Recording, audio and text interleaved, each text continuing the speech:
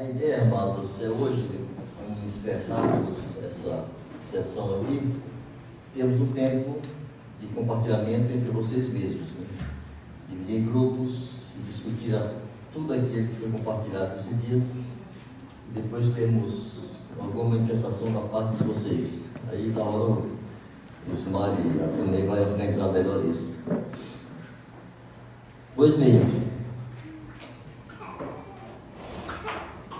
eu falei ontem como Davi se gloriava e se alegrava no que ele chamava a palavra do Senhor. No Salmo 19,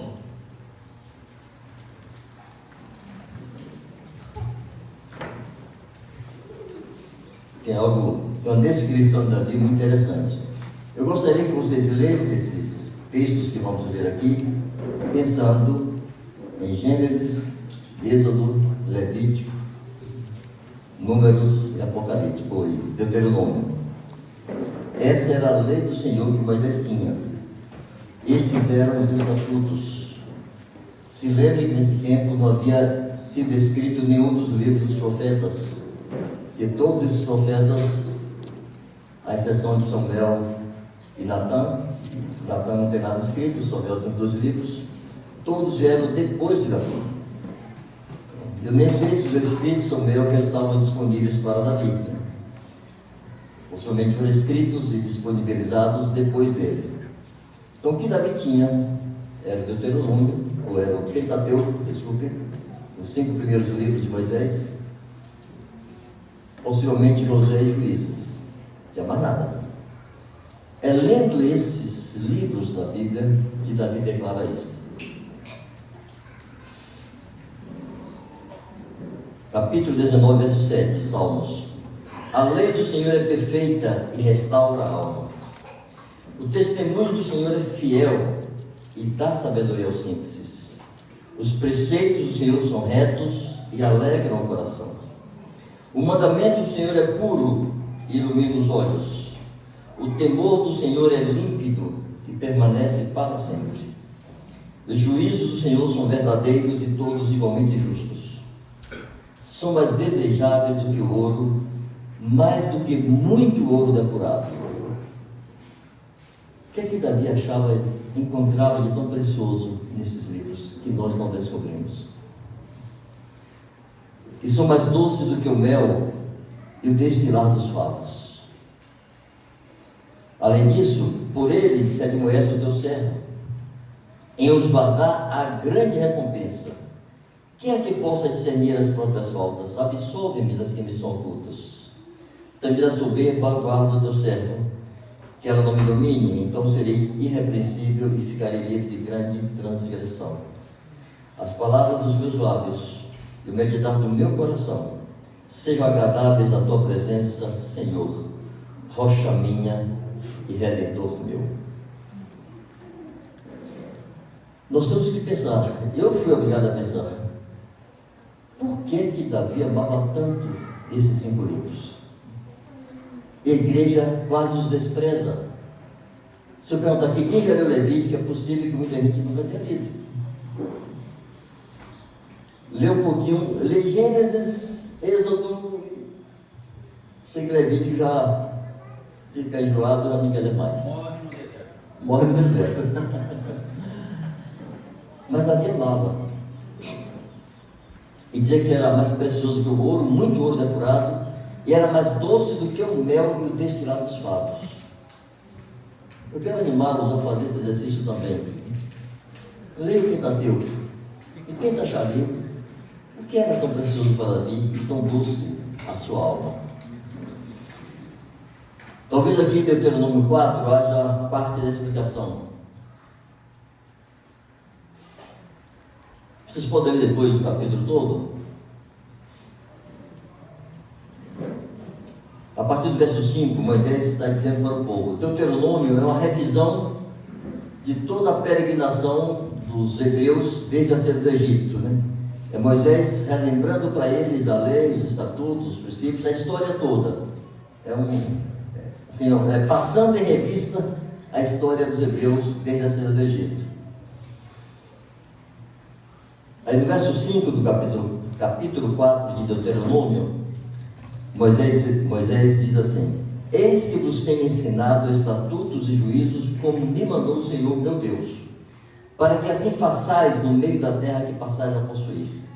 Guardai-os, pois, e cumpri-os, porque isso será a vossa sabedoria e o vosso entendimento perante os olhos dos povos, que ouvindo todos estes estatutos dirão: certamente, este grande povo é gente sábia e inteligente.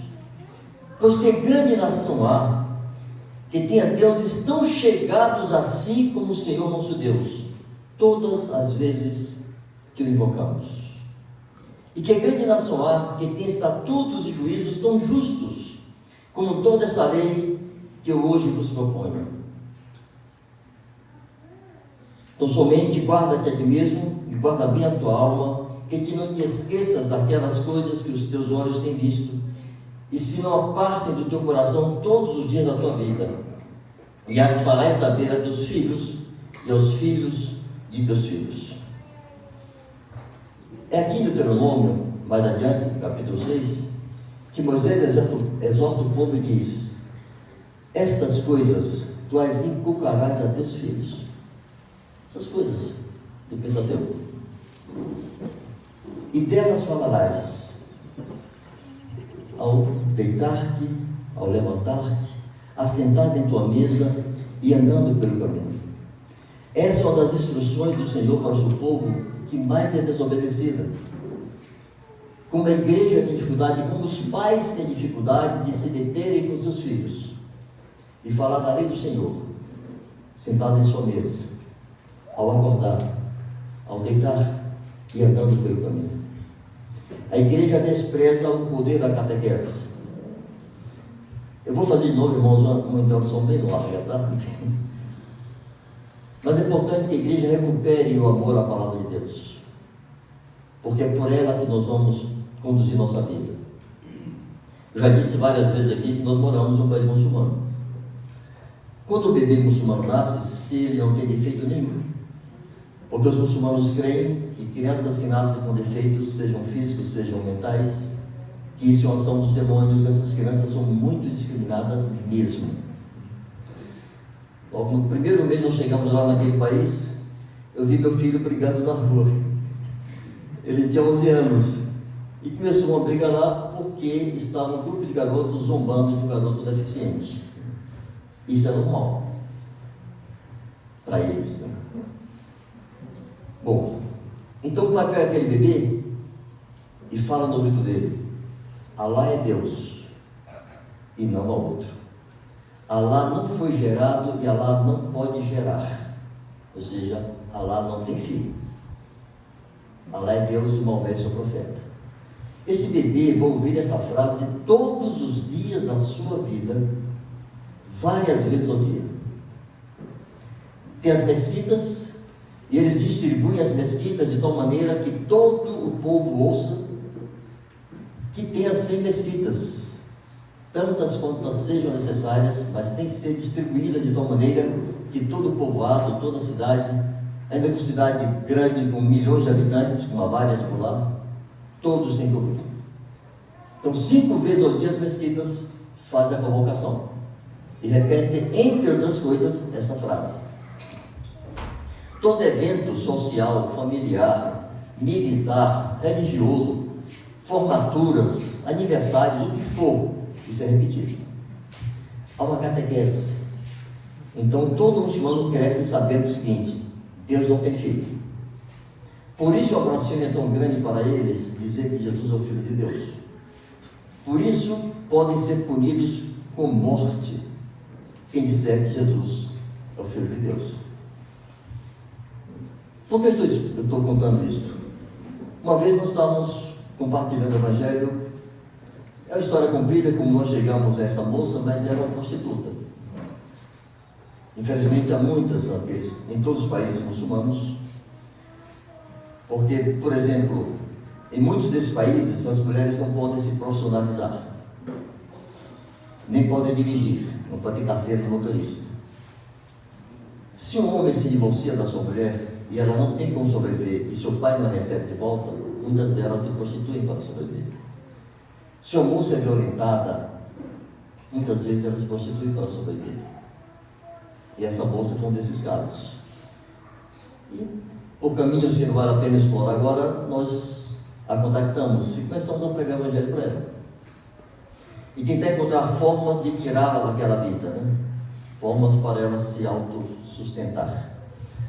E lá um dia ela chega em nossa casa com uma colega de profissão.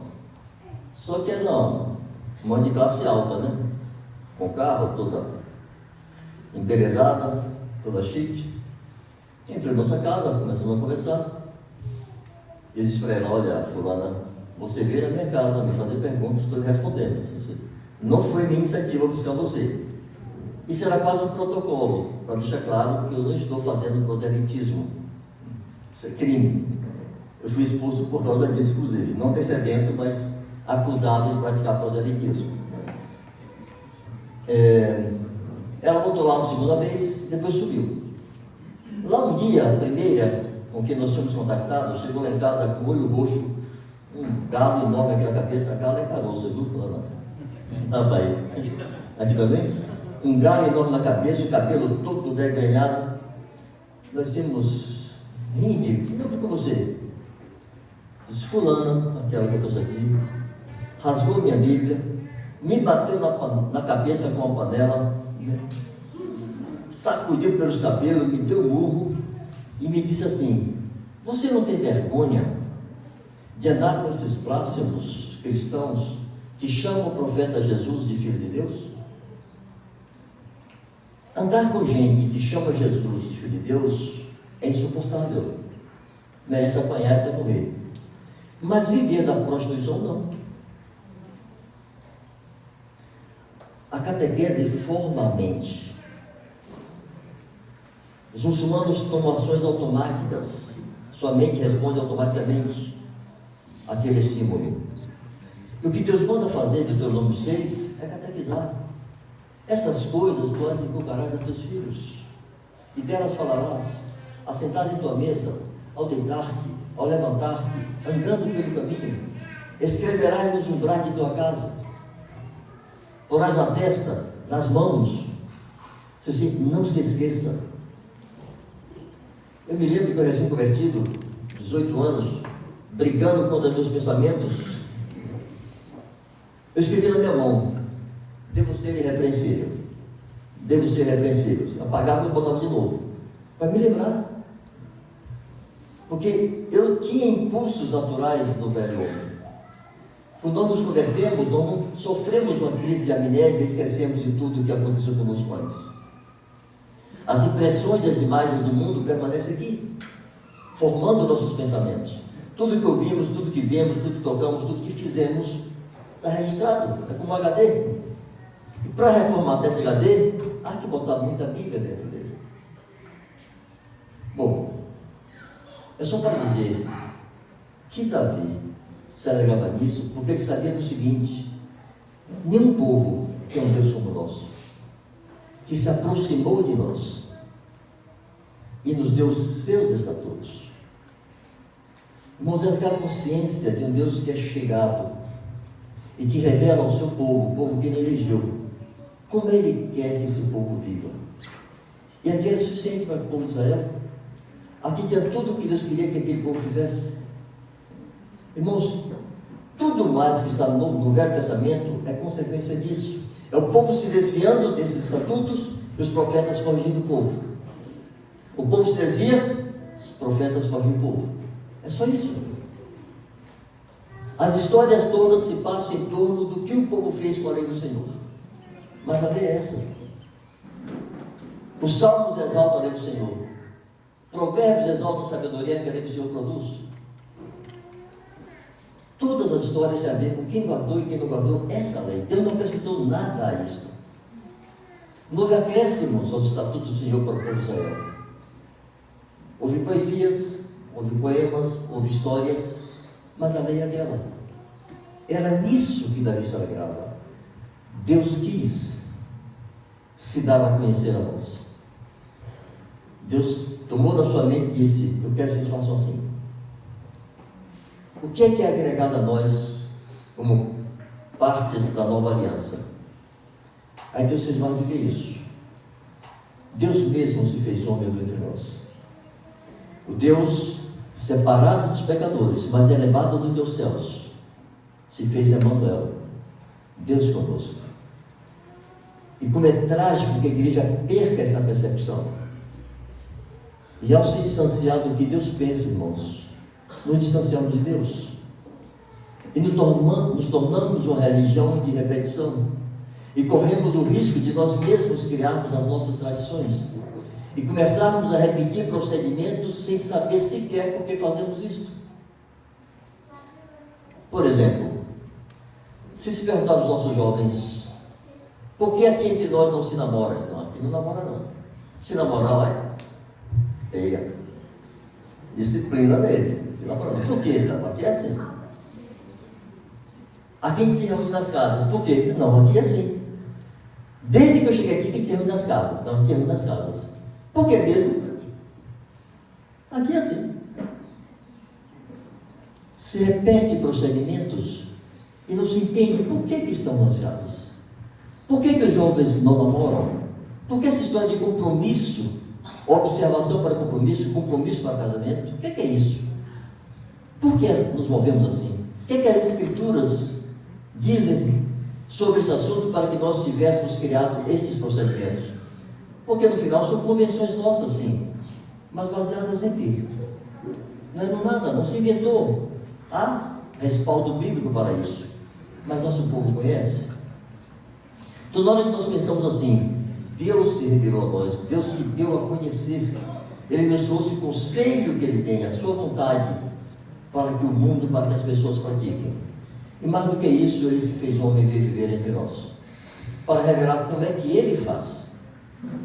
Então, quando olhamos para Jesus, nós somos obrigados a pensar, Deus faria assim, porque é Deus ali fazendo, Deus como homem. Então, isso precisa arrebatar nosso coração e olharmos fixamente para Ele, Jesus, o autor e consumador de nossa fé, para que não nos desanimemos e desmaiemos em nossas almas.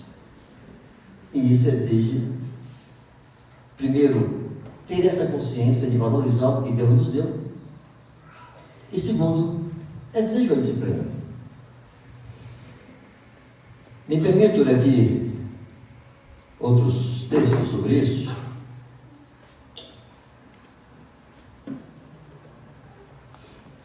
Neemias, capítulo 8. É sempre bom entender que os livros do Velho Testamento não estão apresentados aqui em ordem cronológica, tá? Esses episódios aqui de Neemias, de Esdras, aconteceram muito depois da maioria dos profetas. Foi depois de Ageu, depois de Zacarias, que foram os últimos profetas. Neemias 8. É que quem montou a Bíblia quis separar por temas, né? A criação, livros históricos, poéticos, proféticos, etc. Mas enfim, esse relato aqui é depois que o povo tinha sido levado cativo para a Babilônia. Isso aqui é depois de Daniel. O povo estava voltando, já tinha voltado para Jerusalém. O templo já estava reedificado e Neemias estava administrando a cidade, reedificando os muros para proteger a cidade, e Esdras estava ali para ordenar o culto a Deus. Ele, como levita e como sacerdote, estava ali, e a escriba também estava para ordenar, recuperar e restaurar o culto a Deus. Aí está registrado assim, Neemias capítulo 8. Em chegando o 7º mês, e estando os filhos de Israel nas suas cidades, e todo o povo se ajuntou como um só homem, na praça, diante da porta das águas, e disseram a Esdras, o escriba, que trouxesse o livro da lei de Moisés, Pentateuco, que o Senhor tinha prescrito a Israel. O Senhor prescreveu. Esdras, o sacerdote, trouxe a lei perante a congregação, tanto de homens como de mulheres, e de todos os que eram capazes de entender o que ouviam. Era o primeiro dia do 7º mês. E leu no livro diante da praça, que está à fronteira à porta das águas, desde a alva até o meio-dia, perante homens e mulheres, 6 da manhã até meio-dia, 6 horas, aquele povo de pé, ouvindo o Pentateuco. Esdras lembra? Homens e mulheres, e os que podiam entender, e todo o povo tinha os ouvidos atentos ao livro da lei. Esdras, o escriba, estava num púlpito de madeira, que fizeram para aquele fim. Estava em pé junto a ele, à sua direita. Bom, aí está um bocado de gente aqui, a gente passa correndo, né? Há alguns que se expuseram a estudar as genealogias e falam da importância disso. Aqui agora não é o que queremos focar, vamos adiante.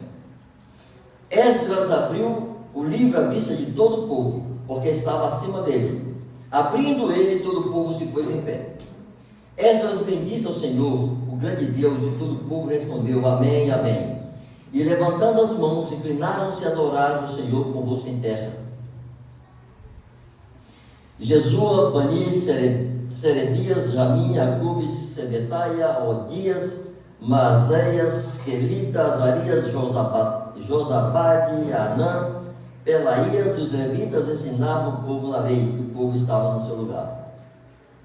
Não sei se eles se revezavam ali no púlpito, ou se esses homens foram distribuídos no meio do povo para ajudar. Leram no livro da lei de Deus, claramente, dando explicações de maneira que entendesse o que se lia. Neemias, que era governador, e Esdras, sacerdote e escriba, e os levitas que ensinavam todo o povo, lhe disseram: Este dia é consagrado ao Senhor vosso Deus, porque não pranteeis nem choreis, porque todo o povo chorava ouvindo as palavras da lei. Irmãos, é importante lembrar que aquele povo estava há décadas sem ouvir isto. Eles sabiam que era o povo descendência de Abraão.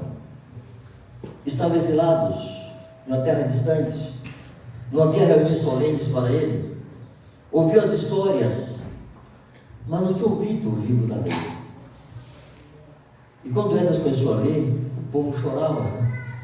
Ele dizia: Não chore não, hoje é dia de festa. E mandaram o povo a comer comidas e bebidas doces, etc e tal. Foram festejar.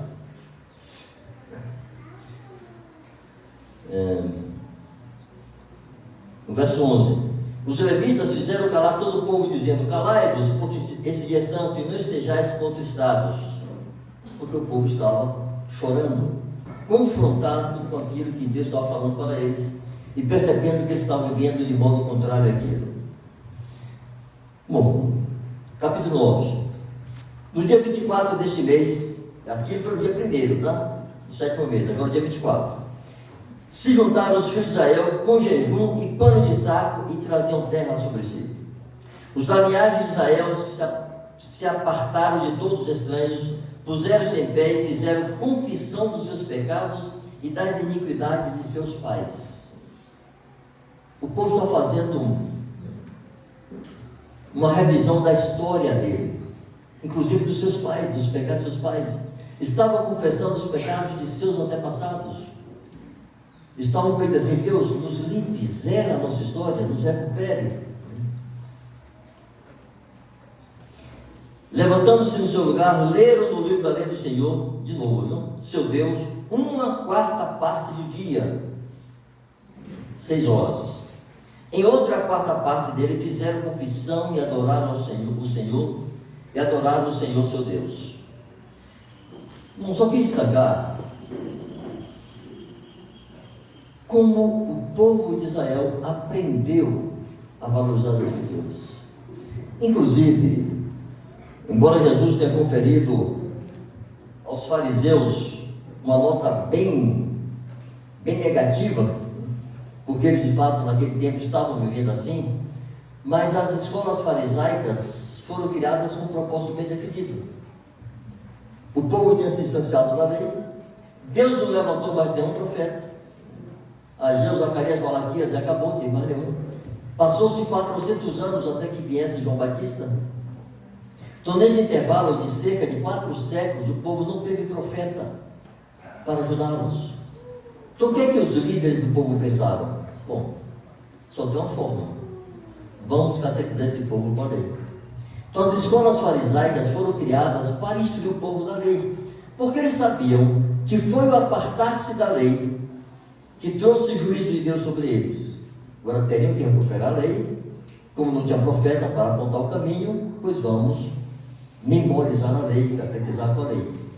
Com o passar do tempo se corromperam, se tornaram uma classe privilegiada, cheia de vantagens, etc. Mas nasceu a partir de situação como esta. Acabaram-se os profetas, temos que guardar a lei do Senhor. Então vamos ensinar o povo, criar recursos que permitam que o povo aprenda a lei do Senhor. Só mais um pouquinho sobre isso, tá? Salmo 78.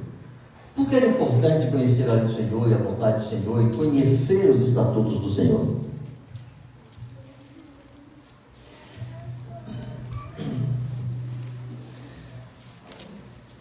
Salmo 78, a partir do verso 3. Esse é um salmo de Asaf. O que ouvimos e aprendemos, o que nos contaram nossos pais. Vejam bem, o que ouvimos e aprendemos, como nossos pais nos contaram. Essas coisas nós inculcarás a teus filhos, e delas falarás. Não o encobriremos a seus filhos, contaremos à vindoura geração os louvores do Senhor e o seu poder e as maravilhas que fez. Ele estabeleceu um testemunho em Jacó e instituiu uma lei em Israel e ordenou a nossos pais que o transmitisse a seus filhos. Para quê? A fim de que a nova geração os conhecesse. Conhecesse os estatutos, conhecesse a lei, conhecesse os juízos de Deus. Filhos que ainda hão de nascer. A gente olha para os bebezinhos aqui e para as santas grávidas e pensamos nisso. Filhos que ainda hão de nascer, os que não casaram, querem se casar e querem ter filhos. Filhos que ainda hão de nascer se levantassem e por sua vez os referissem aos seus descendentes. Percebam que pegam lá de trás e projetam para gerações futuras.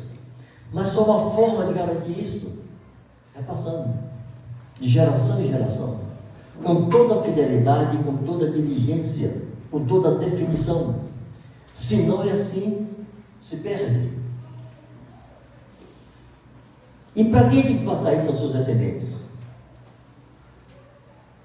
Para, não sempre sublinha essa preposiçãozinha aí, que o para é muito explicativo, sempre é explicativo. Para que pusesse em Deus a sua confiança e não se esquecesse dos feitos de Deus, mas lhe observasse os mandamentos.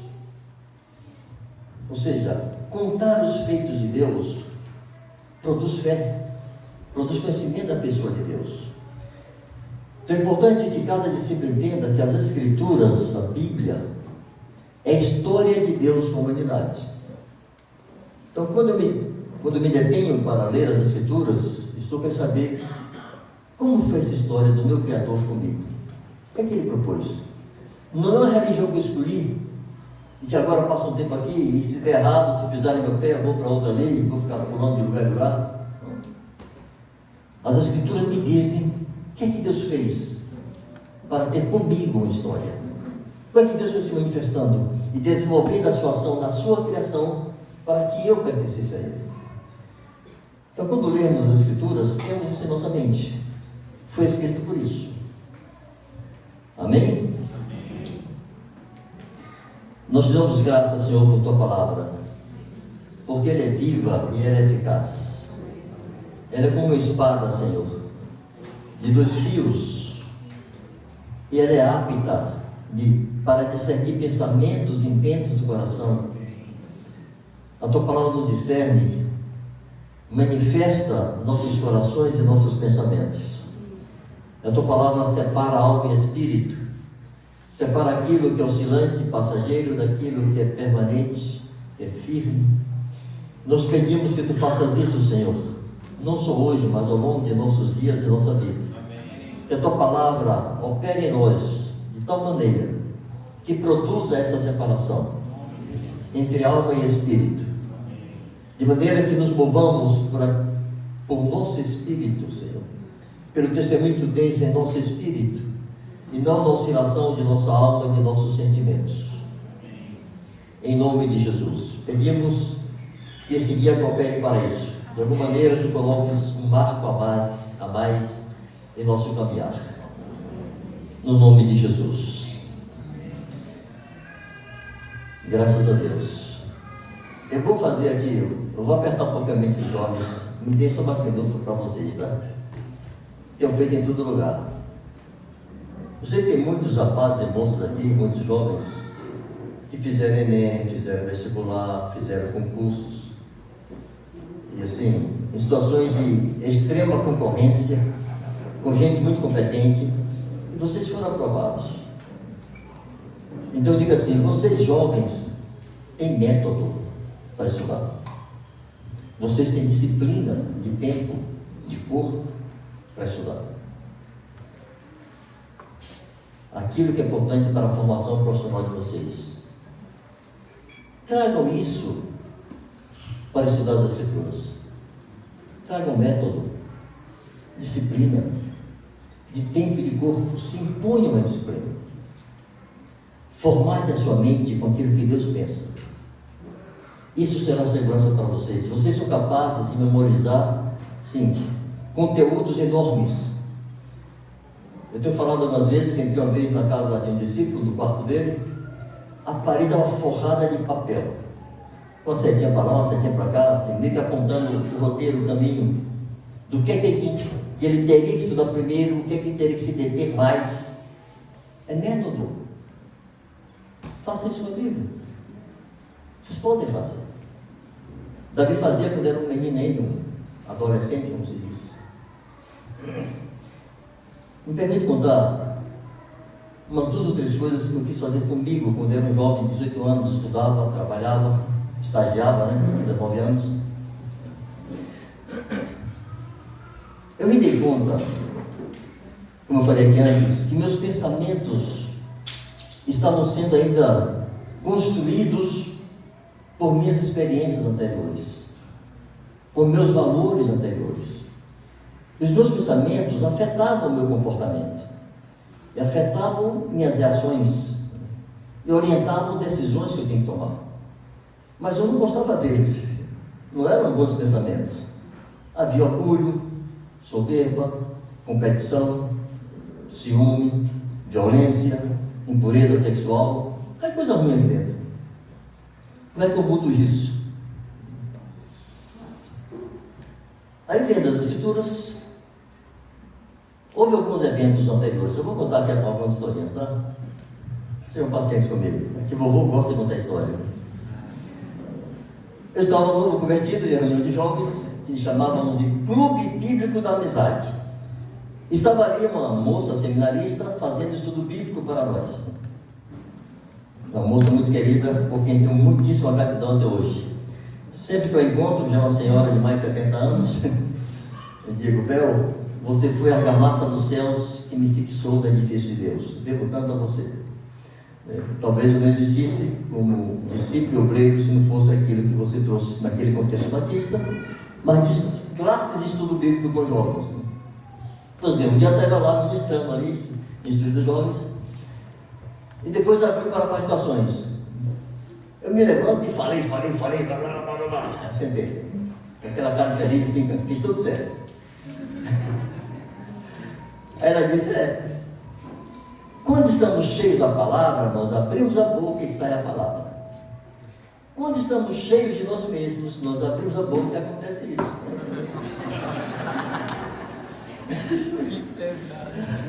Essa baixinha está certa? Eu falei um monte de bobeira aqui, tudo desencontrado, sem pé nem cabeça. Pois eu vou estudar a Bíblia.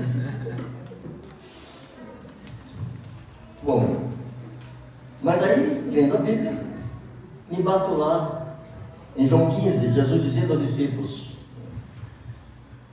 ele fala que o ramo que não produz, ele corta e joga fora, o pai joga fora. Mas aquele ramo que produz, ele limpa, para que produza mais fruto ainda. Aí Jesus acrescenta e diz assim: vós já estáis limpos pela palavra que vos tenho falado. de sopa. A palavra limpa. Estou pensando em limpar esse negócio aqui. Esse HD está muito sujo. Depois de Efésios 5, a partir do verso 22, quando Paulo está falando sobre a relação marido e mulher, comparando com a relação de Cristo com a igreja, ele diz que Jesus, como cabeça da igreja, a está santificando por meio da lavagem de água pela palavra. Isso está aí. A palavra lava. A palavra é água. Ela vai lavar a minha cabeça. Eu me lembrei de quando eu tinha 15 anos, morava sozinho com meus irmãos. Nós tínhamos ido para Salvador para estudar. Eu era o mais novo da turma. Éramos ali uns 4 ou 5 irmãos morando juntos. E nós distribuíamos as tarefas, né? Nós mesmos cozinhávamos, cuidávamos da casa, enfim. E eu gostava de lavar a louça do café, porque eu ficava brincando. Pegava o coador, aquele coador antigo, o coador de pano.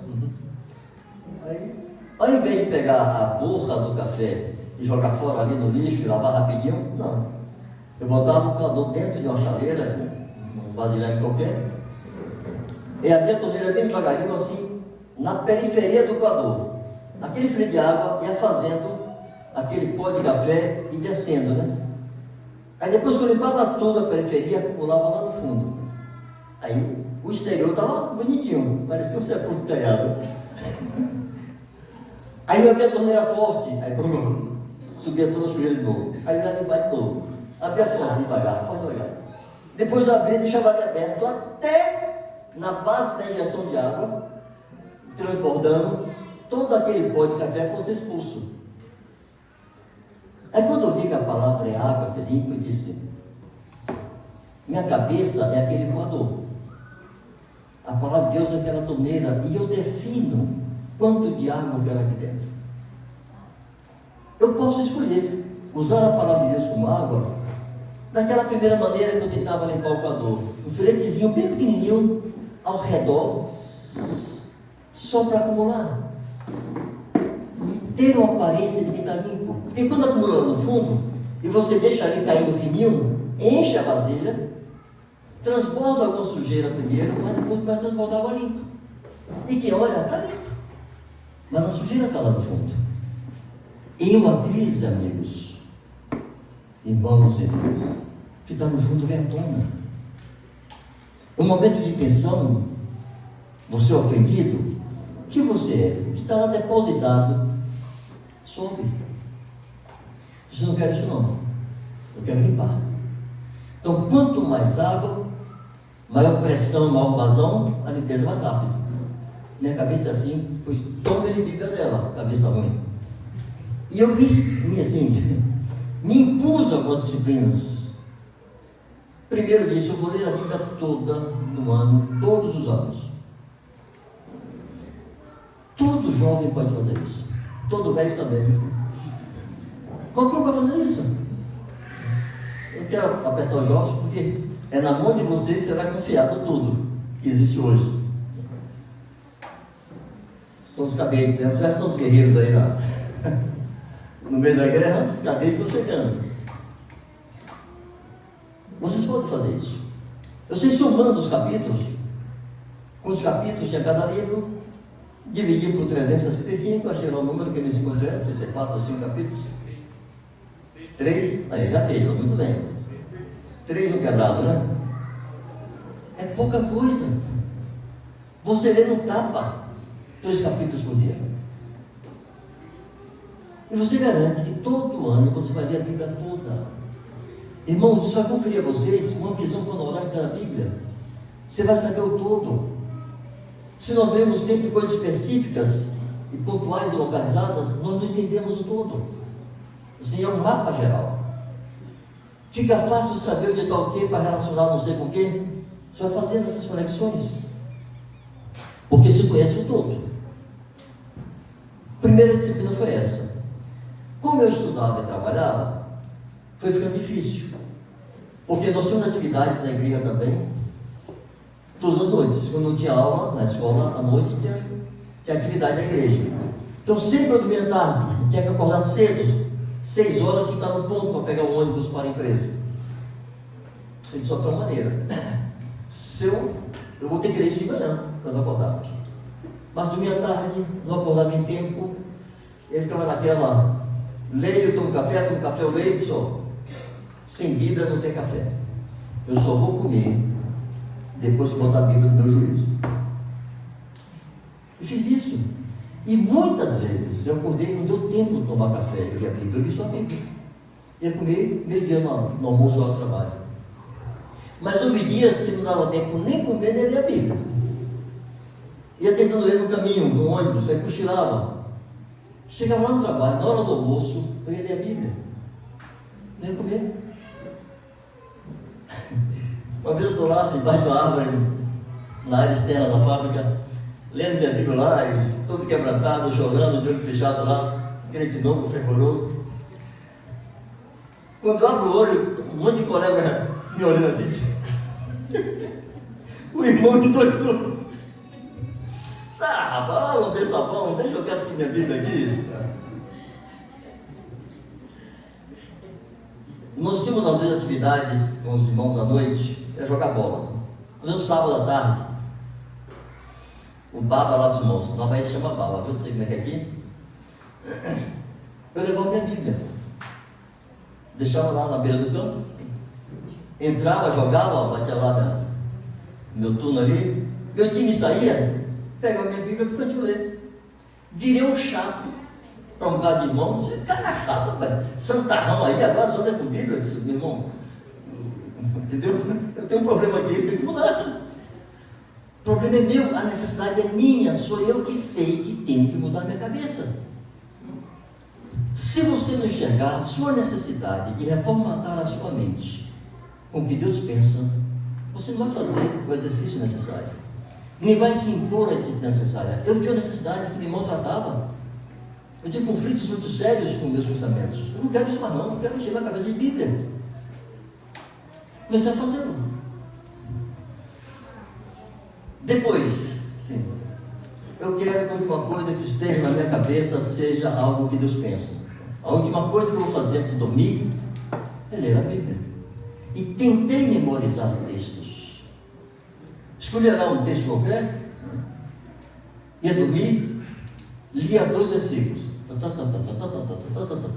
repetia, tentava memorizar, fechava o olho e dormia repetindo em minha mente aqueles versículos.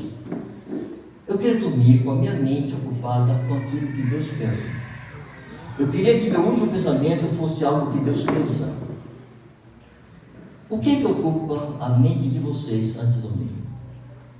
Qual é a coisa que vocês veem e ouvem antes de dormir? Não tenho dúvida, isso fica na sua mente.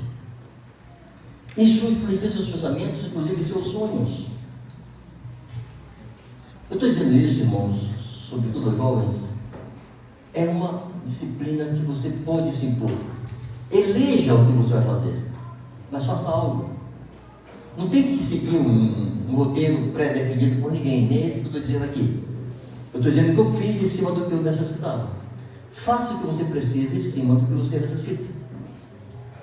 E veja cumprir o que Paulo diz: transformai-vos pela renovação do vosso entendimento. Isso será possível. Só um minuto.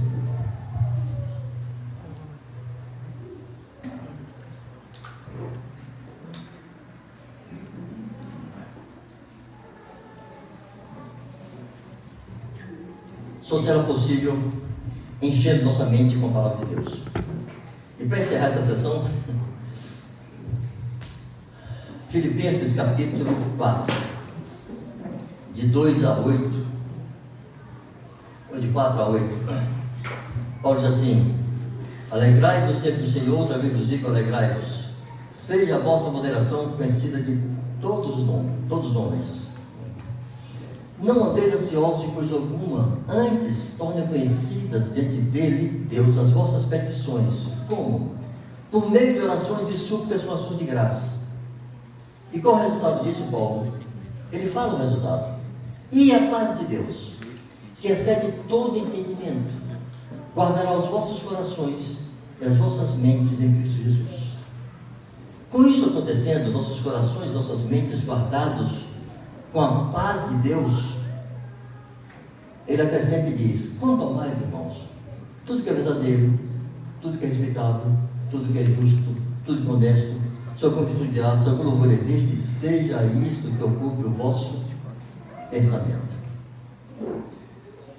Quando eu levo a Deus em oração as coisas que me afligem, e Ele guarda meu coração e minha mente, eu levo a Ele com petições, súplicas, ações de graça, e Ele guarda meu coração e minha mente, aí eu estou tranquilo para pensar. Pensar o quê? O que estiver lá. E o que está lá? É verdadeiro, respeitável, justo, puro? O que está em minha mente? O que está formando meus pensamentos para que eu possa pensar tudo que é verdadeiro, respeitável, justo, etc. Vocês percebem a relação que existe? Vão encarar? Não tem mágica em uma edificação. Toda edificação é exige rotina. Não tem nada proveitoso, duradouro que se construa nessa terra sem rotina. Não há mágica. Há disciplina e há constância. Por isso pode dizer: esmurro o meu corpo e o reduzo à escravidão, para não fazer o que me dá na cabeça, fazer o que é certo fazer. Amém? Consegue me ouvir?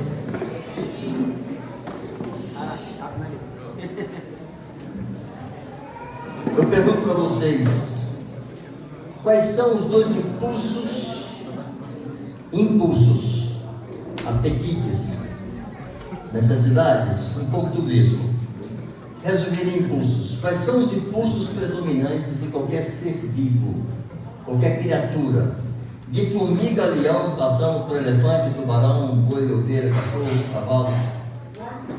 Quais? Ou seja, sobrevivência. O que mais? Reprodução.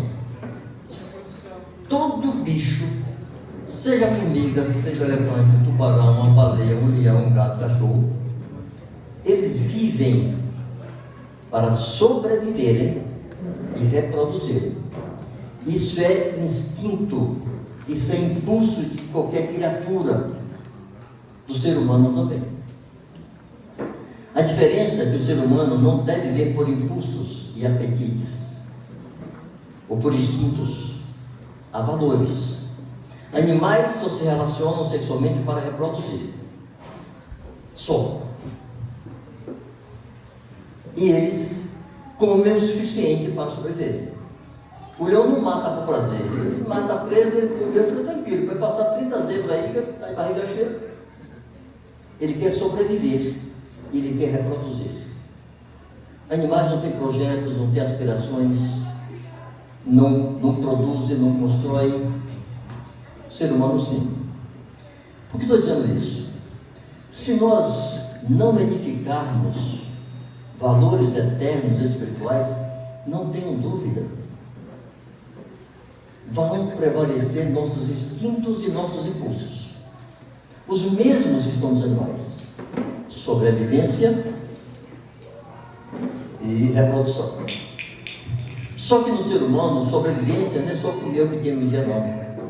O ser humano tem projetos, tem ambições, ele constrói caminhos para chegar naquele alvo lá em cima e ser o top.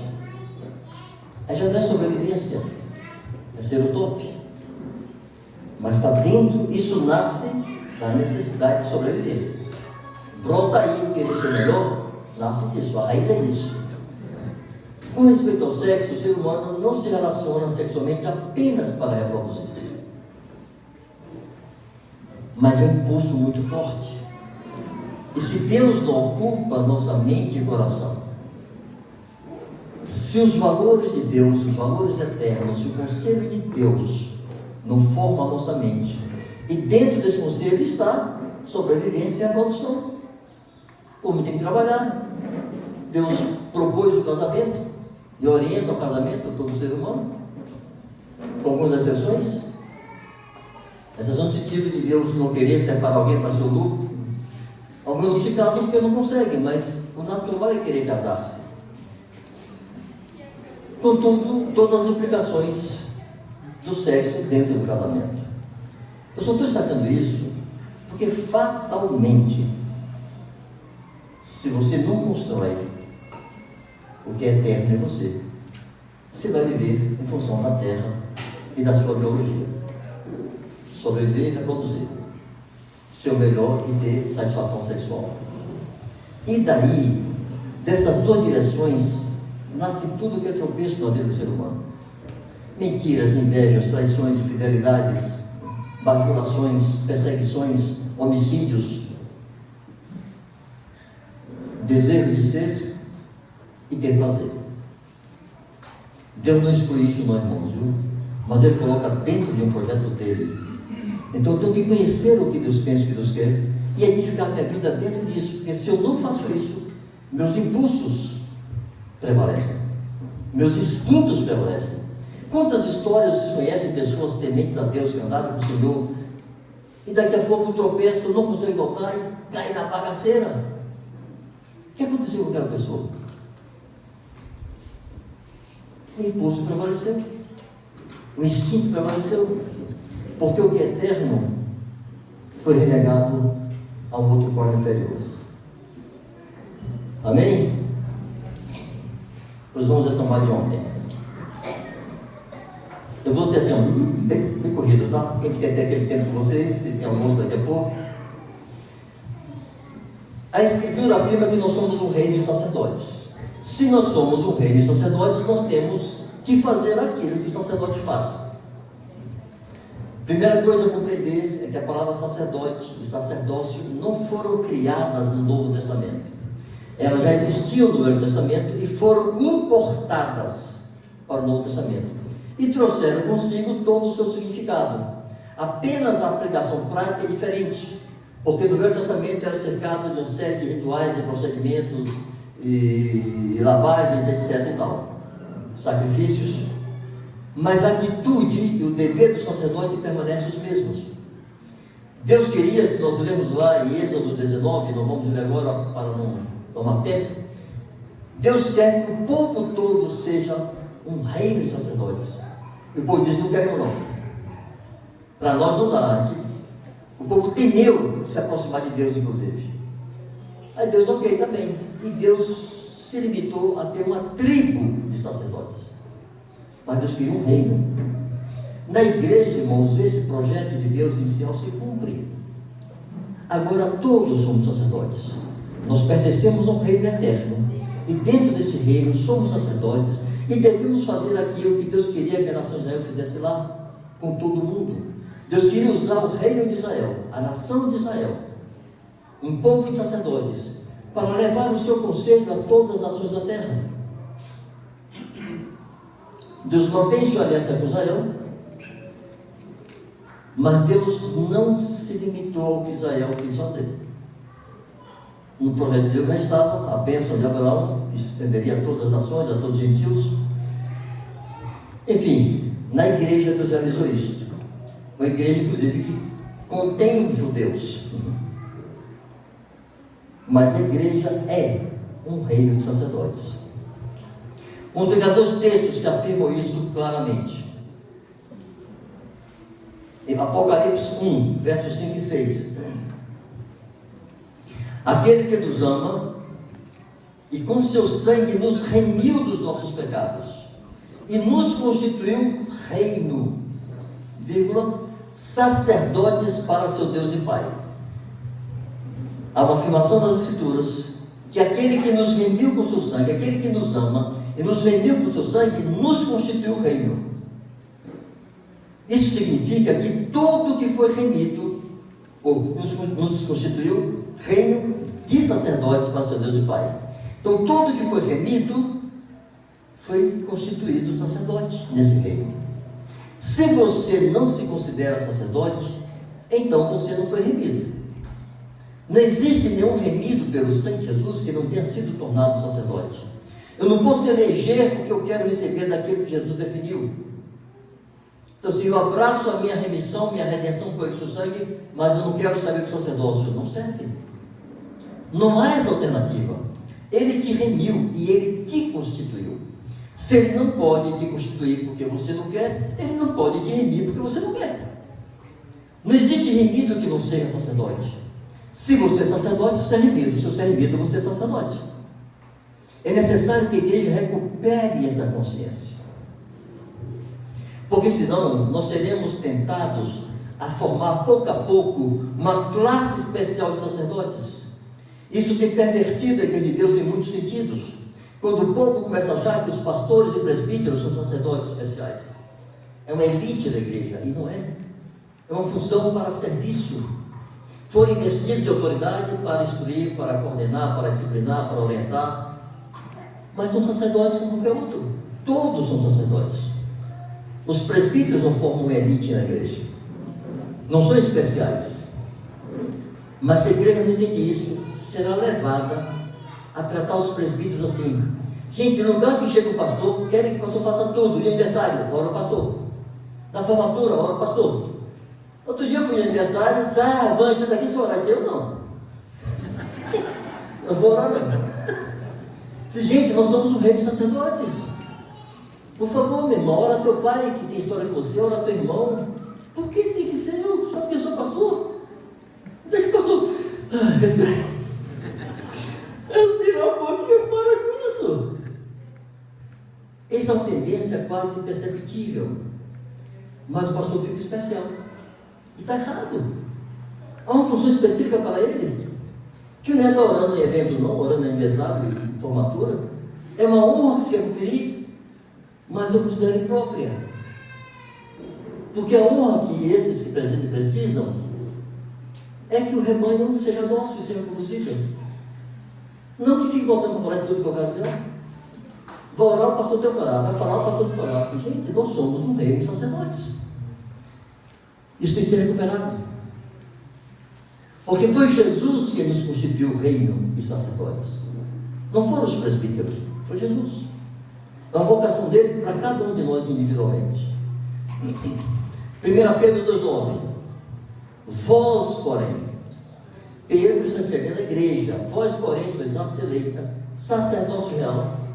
Percebam que é uma expressão muito parecida com a de Apocalipse. Nos constituiu reino, vírgula, sacerdotes para seu Deus e Pai. E aqui Pedro fala, reino de sacerdotes. Vós, porém, sois raça eleita, sacerdócio real, nação santa, povo de propriedade exclusiva de Deus, para quê? A fim de proclamardes as virtudes daquele que vos tirou das trevas para a sua maravilhosa luz. Aí Pedro aponta um dos motivos de sermos constituídos uma nação de sacerdotes: proclamar as virtudes. Aí você tem que se fazer a primeira pergunta: eu tenho sido um proclamador das virtudes daquele que me tirou das trevas para a sua maravilhosa luz? Irmãos, de novo eu digo, é um exercício individual fazer com que a Escritura, a palavra de Deus, recupere em nossa consciência o valor que ela tem.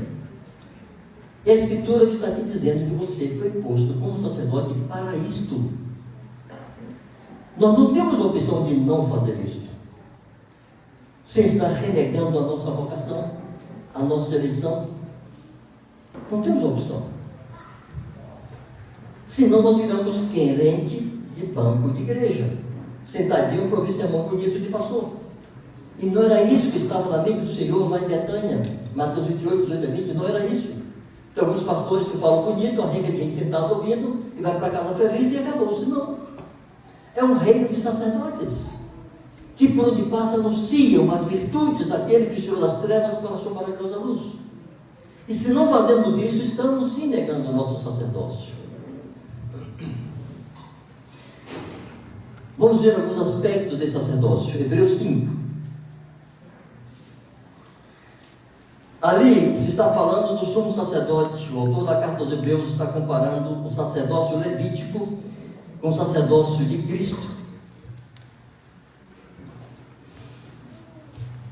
Mas todo sumo sacerdote tinha que ser um sacerdote, naturalmente. Então serve para os sacerdotes, serve para indicar para nós o que é que temos que fazer, o que foi que Deus fez conosco, o que Ele quer que nós façamos. Referentes aqui ao sacerdócio do Velho Testamento, o autor dos Hebreus diz assim: porque todo sumo sacerdote, sendo tomado dentre os homens, eleito dentre os homens, é constituído nas coisas concernentes a Deus, Quem foi que tornou sacerdote entre os homens? Deus. Quem foi que constituiu o sacerdote nas coisas concernentes a Deus? O próprio Deus. Então ele é constituído por Deus nas coisas concernentes a Deus, mas é a favor dos homens. O sacerdote existe por causa dos homens. Se não houvesse pessoas, não precisaria de sacerdotes. Então, somos constituídos nas coisas que dizem respeito a Deus, para nos colocarmos e trabalharmos em favor dos homens, para oferecer tanto dons como sacrifícios pelos pecados. E é capaz, todo sacerdote é capaz de condoer-se dos ignorantes e dos que erram, pois também ele mesmo está rodeado de fraquezas. Só dar uma ilustraçãozinha disso, porque a nossa tendência, em algumas situações, não é condoer-se dos ignorantes, é ficar indignado. Eu facilmente me indigno com algumas coisas. Lá onde nós moramos, construíram uma quadra de futebol, assim, como diz o baiano, parede e meia. O que separa a minha parede, a parede do meu quarto, da tal quadra, é uma rede. Tem a rede e tem a parede do meu quarto. Todos os dias, 7 da manhã, tem uma turma de homens e mulheres ali, jogando, gritando e dando palavrão de tudo que é tipo. Muitas vezes eu vou deitar às 3 da manhã, não é raro ir deitar às 3 da manhã. 7 eu tenho que estar acordado, não tem saída, porque tem os gritos da turma. Eu sou obrigado a ficar ouvindo palavrão. Irmãos, a única vez que eu tenho palavrão na minha vida, se lembre que eu sou filho de delegado da Assembleia de Deus, aí tem um filho que desse palavrão naquela casa, que até procurou os dentistas ali. Eu me lembro da única vez que eu dei um palavrão, eu tinha 15 anos, eu sinto vergonha até hoje, ter usado uma palavra torta assim. Mas eu sou obrigado a ouvir palavrão todo dia. E qual é a minha razão? Um banda de desocupados. Ah, bobão. A minha mulher disse, amor, vamos orar por eles. Tá certo, vamos orar por eles. Condoer-se dos ignorantes dos que erram. Não seguir o nosso impulso natural. O sacerdote precisa ser apto. Eu estou citando esse exemplo, irmãos, porque é uma coisa prática de estar sendo alvo de uma manifestação pecaminosa. Eles não estão fazendo intencionalmente, mas estão fazendo todo dia, que me atinge diretamente, me perturba. A última vez que eu briguei foi porque o cara chegou minha mãe e eu tampei a mão dele. Eu tinha 19 de idade, ele era convertido. É um negócio que me agride muito. Meus netos frequentam a minha casa, minhas netas frequentam a minha casa, e tem que ouvir. Os caras terminam 10 da noite, mas são ignorantes. Minha esposa está certa. Ora por eles, para que Deus se meta aí. Mas isto é um exercício de nosso sacerdócio, fora de nossas reuniões. Bom, então vamos partir desse versículo, que fala que o sacerdote é constituído nas coisas concernentes a Deus, e pensarmos, o que é isso? Irmãos, isso significa que para que eu possa exercer meu sacerdócio em favor dos homens, eu preciso conhecer o Deus que me constituiu para isto. E como é que eu vou conhecer Deus?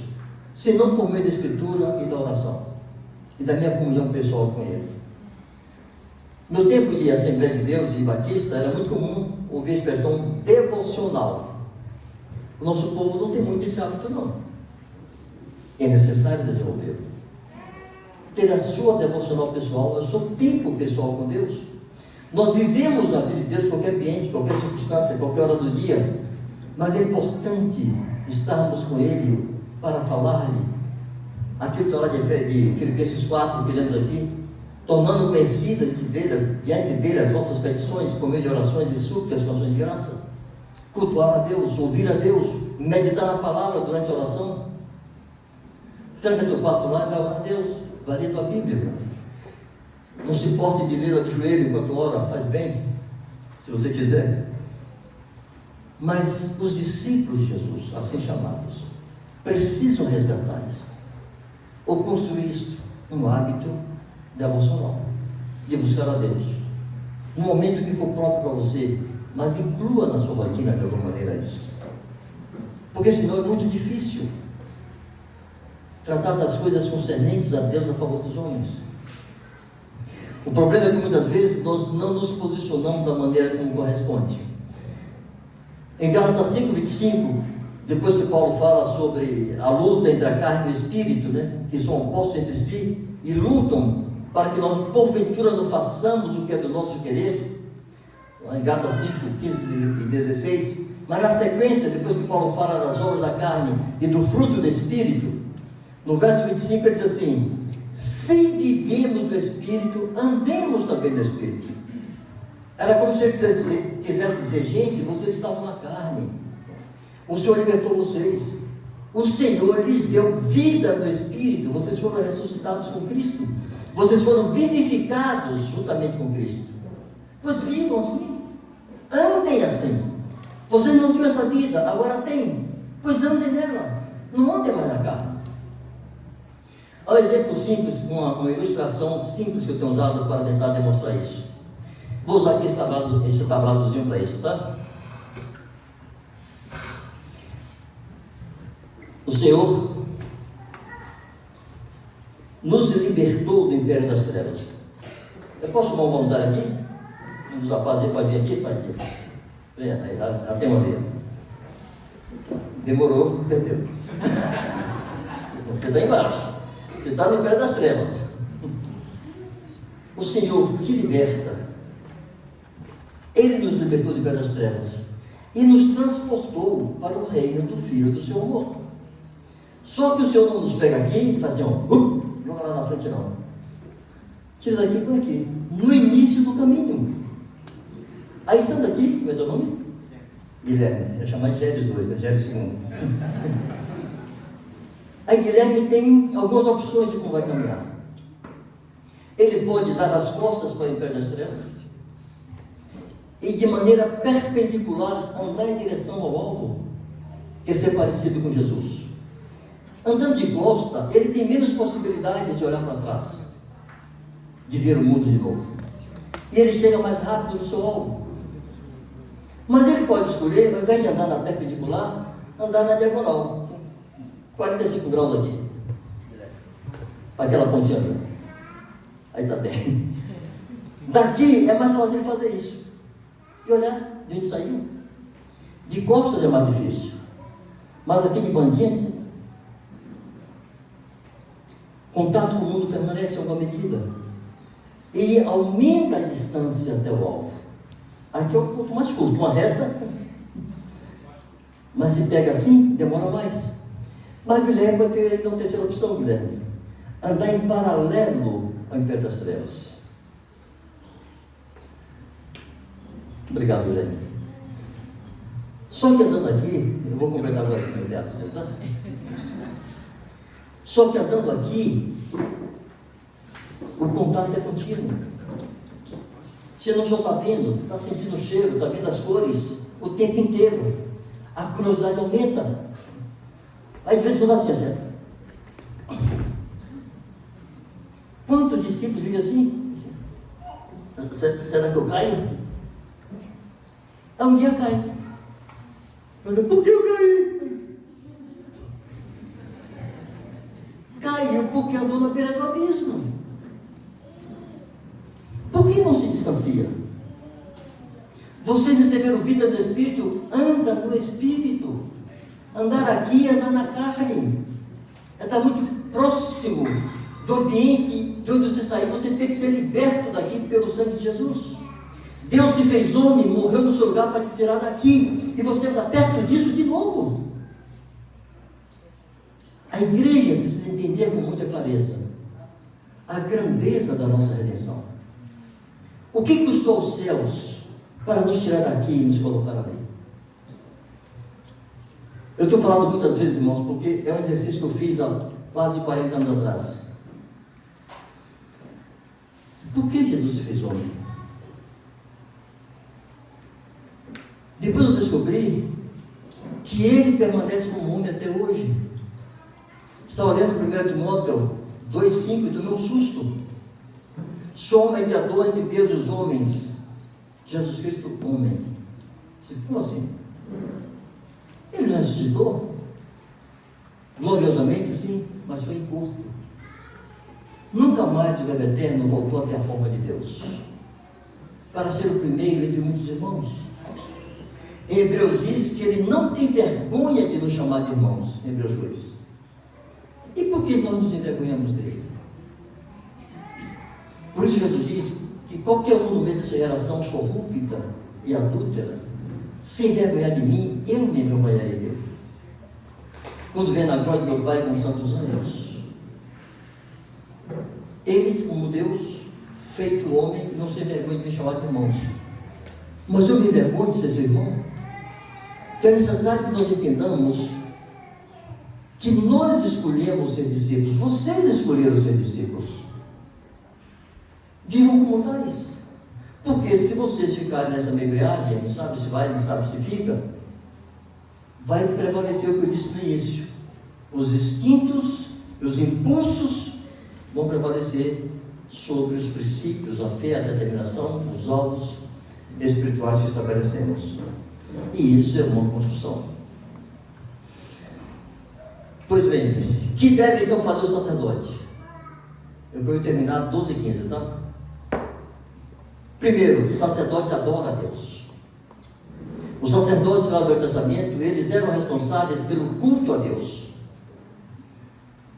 Você é um sacerdote, cultue a Deus. Separe um tempo para cultuar a Deus. Todos os cânticos que nós cantamos aqui, podemos fazer em nosso quarto, qualquer lugar lá fechado, trancado. Enquanto você cuida da casa, enquanto vai para o trabalho, enquanto está dirigindo no trânsito, né? Para não ficar nervoso no trânsito, vai louvando ao Senhor, cultuando ao Senhor, adorando ao Senhor. Seja um tempo reservado, seja enquanto caminha. De preferência, tente encontrar um tempo de qualidade para estar ali só com o Senhor. O que mais faz o sacerdote? Bom, desculpe, eu preciso destacar. Minhas maiores experiências de renovo em Deus, de reânimo, de retomada de esperança e confiança, não foram em palavras específicas que Deus me disse. Foi adorando o Senhor. Na nossa adoração, a gente coloca Deus no lugar dele. E nós vamos para o nosso lugar. E não tem ambiente melhor para Deus se revelar no nosso coração, no nosso espírito, do que quando nós adoramos e cultuamos. Então, recupere isto, ou introduza isso no seu cotidiano, seu culto pessoal a Deus. Segunda coisa, o que mais faz o sacerdote? Ele intercede, ele ora pelos outros. Eu sempre repito, uma experiência que marcou muito a minha vida. Eu era novo convertido, tinha 18 anos, naquele período que eu já contei aqui. Na quinta-feira não tinha aula, quinta-feira pela manhã, então era meu dia de jejum. Eu morava com meus tios, na casa dos meus tios eu não tinha direito onde orar, meus primos não eram convertidos. Então quinta-feira não tinha aula, era só à tarde. Eu ia cedo para a casa do zelador, pegava a chave do templo, abria o templo e orar sozinho. Ali aqui. Era meu dia de chorar, gemer, gritar, cair pelo chão lá e babar, enfim. Eu e Deus sozinho ali dos bancos. Um dia eu entro no templo e ouço gemidos. Opa, tem que ir daqui. Aí fui me acostumando com o ambiente escuro, né? Tudo fechado. Tinha um tablado dessa altura, agora bem menor do que esse, mas dessa alturinha. Com um tapete em cima e uma mesinha que era o púlpito. E ali atrás daquela mesa, deitado no tapete, deitado, estava meu pastor, orando, chorando, repetindo nomes. Senhor, irmã fulana. Ficava ali. Senhor, irmão fulano. Eu passei um tempo aí ouvindo aquilo e disse, Senhor, eu estou vendo um homem sofrendo em oração, por causa de outros, que não são seus parentes, não é sua vida, não é sua casa, são outras pessoas. Eu não sabia o que era aquilo, mas aquilo é um bendito exercício do nosso sacerdócio. Quantas vezes você chorou e sofreu oração por alguém? Você se colocou diante de Deus a favor de alguém? As coisas concernentes a Deus em favor dos homens, a favor dos homens. Experimente interceder. Orar por alguém. É possível que pessoas por quem você vai orar, nunca ninguém tenha orado por ele, ou ninguém esteja orando por ele. Colega, trabalho, de escola, amigo, vizinho. E você é o sacerdote que Deus botou no caminho daquela pessoa para apresentar a Deus a oração. Mas isso vai gerar uma carga em nosso coração, irmãos, quando tomarmos tempo para Deus. Se levamos a nossa vida normal aí, essas coisas não vão para o pensamento.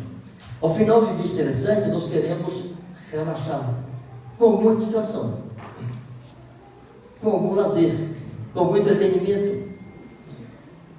Nesse exercício de querer buscar o que é próprio ver e fazer como entretenimento, eu tenho perguntado assim: Jesus vai reinar 1000 anos sobre a terra. Nós vamos reinar com ele. Eu não entendo muito isso não, viu? Mas essa parte parece, até que o enxergo está claro.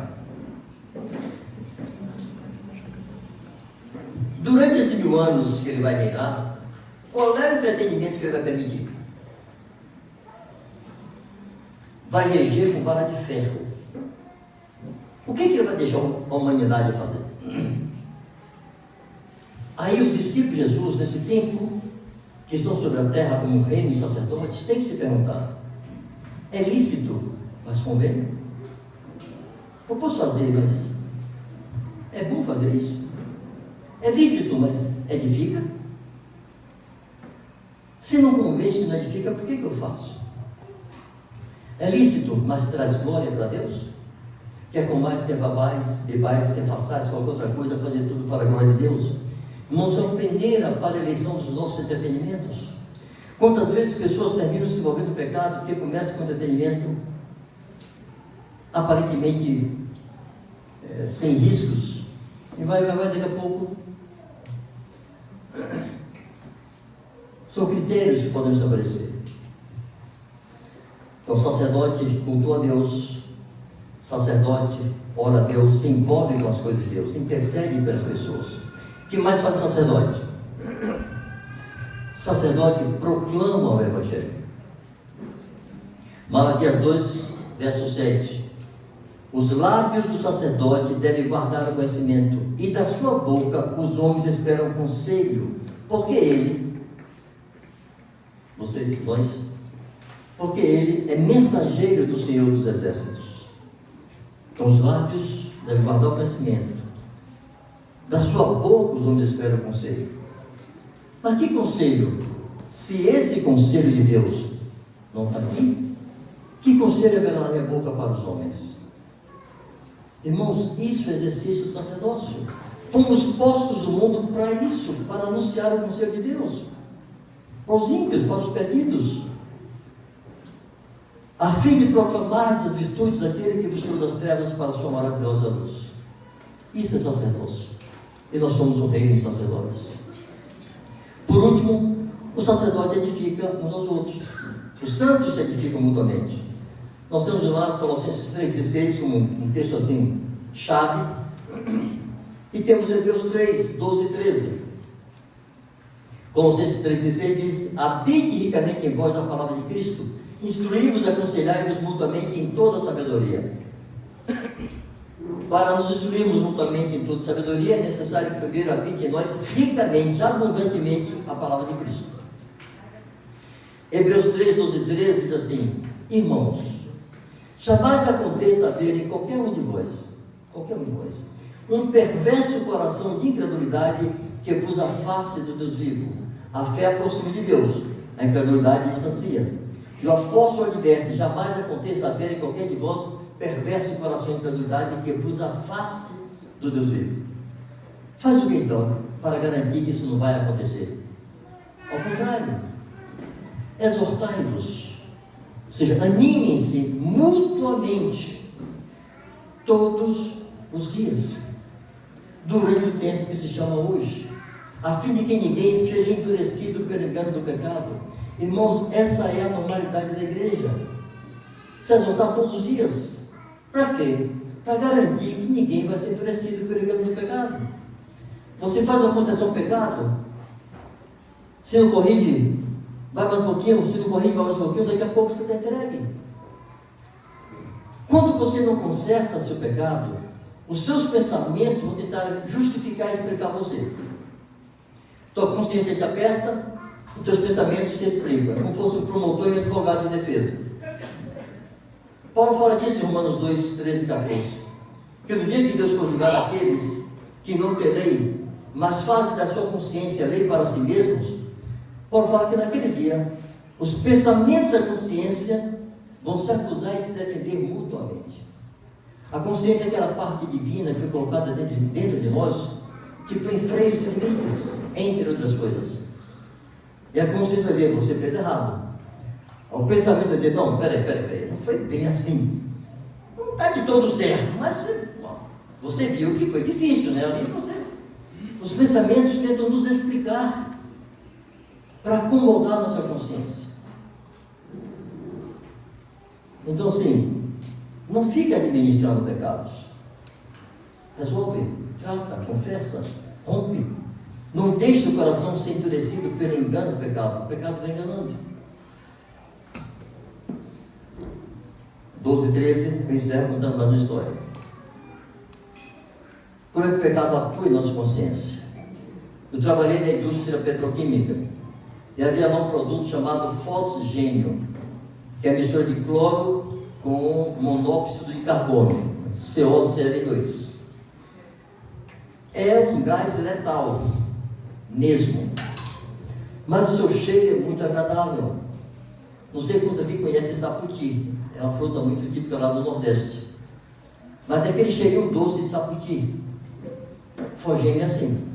Então você, não é como cloro, você respira e agride, sai rasgando tudo. Não, é suave, porque o monóxido de carbono não tem cheiro. Mistura com cloro, não sei por onde, mas produz esse cheirinho gostoso de saputi. Se você entender aquele cheirinho, não se sinta agredido e corre não. Você respira cloro ou mesmo um ácido, você sai correndo, porque agride o óleo, garganta, sai ferindo tudo. Mas o fosgênio não. Só que esse produto, esse gás, tem a capacidade de, assim, fazer o olfato perder sua função. Se você respira fosgênio por algum tempo, você não sente mais o cheiro. É um Covid lá em forma de gás. Aí você começa a respirar com liberdade. Porque você acha que o perigo passou, porque você não está sentindo mais o cheiro. E ele te mata. O pecado é assim. Se você não vai grosseiramente para um pecado escandaloso, você vai comendo pelas beirinhas, prova um pouquinho, ele vai apagando ou vai diminuindo a tua capacidade de resistir à tua consciência. Você concede um pouquinho, depois faz outra concessão, e daqui a pouco você está transitando e nadando no pecado confortavelmente. E morre. A fim de que ninguém seja enganado, endurecido pelo engano do pecado. Qual é a vacina? Se exortar mutuamente todos os dias. Qual é o antídoto? Se já está contaminado, se exortar mutuamente todos os dias. É vacina e antídoto. Somos um reino de sacerdotes. Fomos remidos e fomos constituídos. E como reis sacerdotes, nós devemos cultuar a Deus. Nós devemos interceder para as pessoas, no mundo e na igreja. Nós devemos proclamar o Evangelho. E nós devemos nos edificar mutuamente todos os dias. Para a glória de Deus. No nome de Jesus. 12 e 16. Nós pedimos, Senhor, que Tu venhas selar a Tua palavra em nossa consciência, Senhor. Que Tu não permitas que a Tua palavra, aquilo que está registrado na Tua palavra, Senhor, passe despercebido a nossa consciência. Teu Espírito, Senhor, se incuba de marcar nossa consciência, marcar nossa alma, marcar nosso espírito com a Tua verdade, com Teus princípios, Teus preceitos, e que ela produza em nós aquilo para o que o Senhor designou. Que ela não retorne vazia para Ti, Senhor, mas prospere naquilo para o que o Senhor tem designado. Tua palavra faça o seu trabalho em nossa vida. Tua palavra venha nos revolucionar, Senhor. Nos encher de temor, nos encher de amor a Ti, de gratidão, de zelo por aquilo que ocupa a tua eternidade, que ocupa os teus dias, aquilo que ocupa o teu tempo, Senhor, que ocupa teus atributos eternos, aquelas coisas que te exigem a tua onipotência e onipresença, Senhor, onisciência, que nossa mente, nosso coração se ocupe dessas coisas. Que as palavras dos nossos lábios, o meditar de nosso coração sejam agradáveis à tua presença. Para a tua glória, Senhor, no nome de Jesus. Graças a Deus.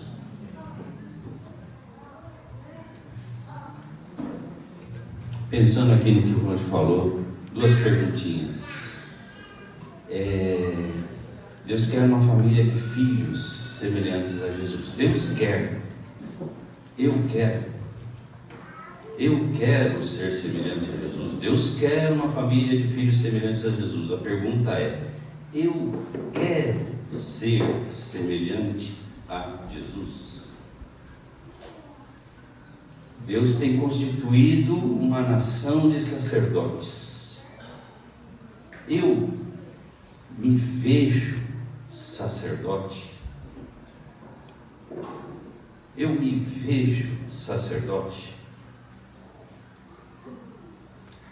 Vamos fazer pequenos grupos, sejam objetivos e conversem entre vocês o que vocês gostariam de destacar em uma frase. Elejam alguém para trazer essa frase e depois, aqui vai ser rápido esse tempo, nós vamos querer ouvir aí. E não tem problema se aquela frase é a mesma ou muito parecida com o que o Senhor falou conosco. Repita a frase, tá bom? Você apresenta. Quem vai ler a frase já pode ficar aqui, ó. Já vem aqui do ladinho, já vai se posicionando aqui.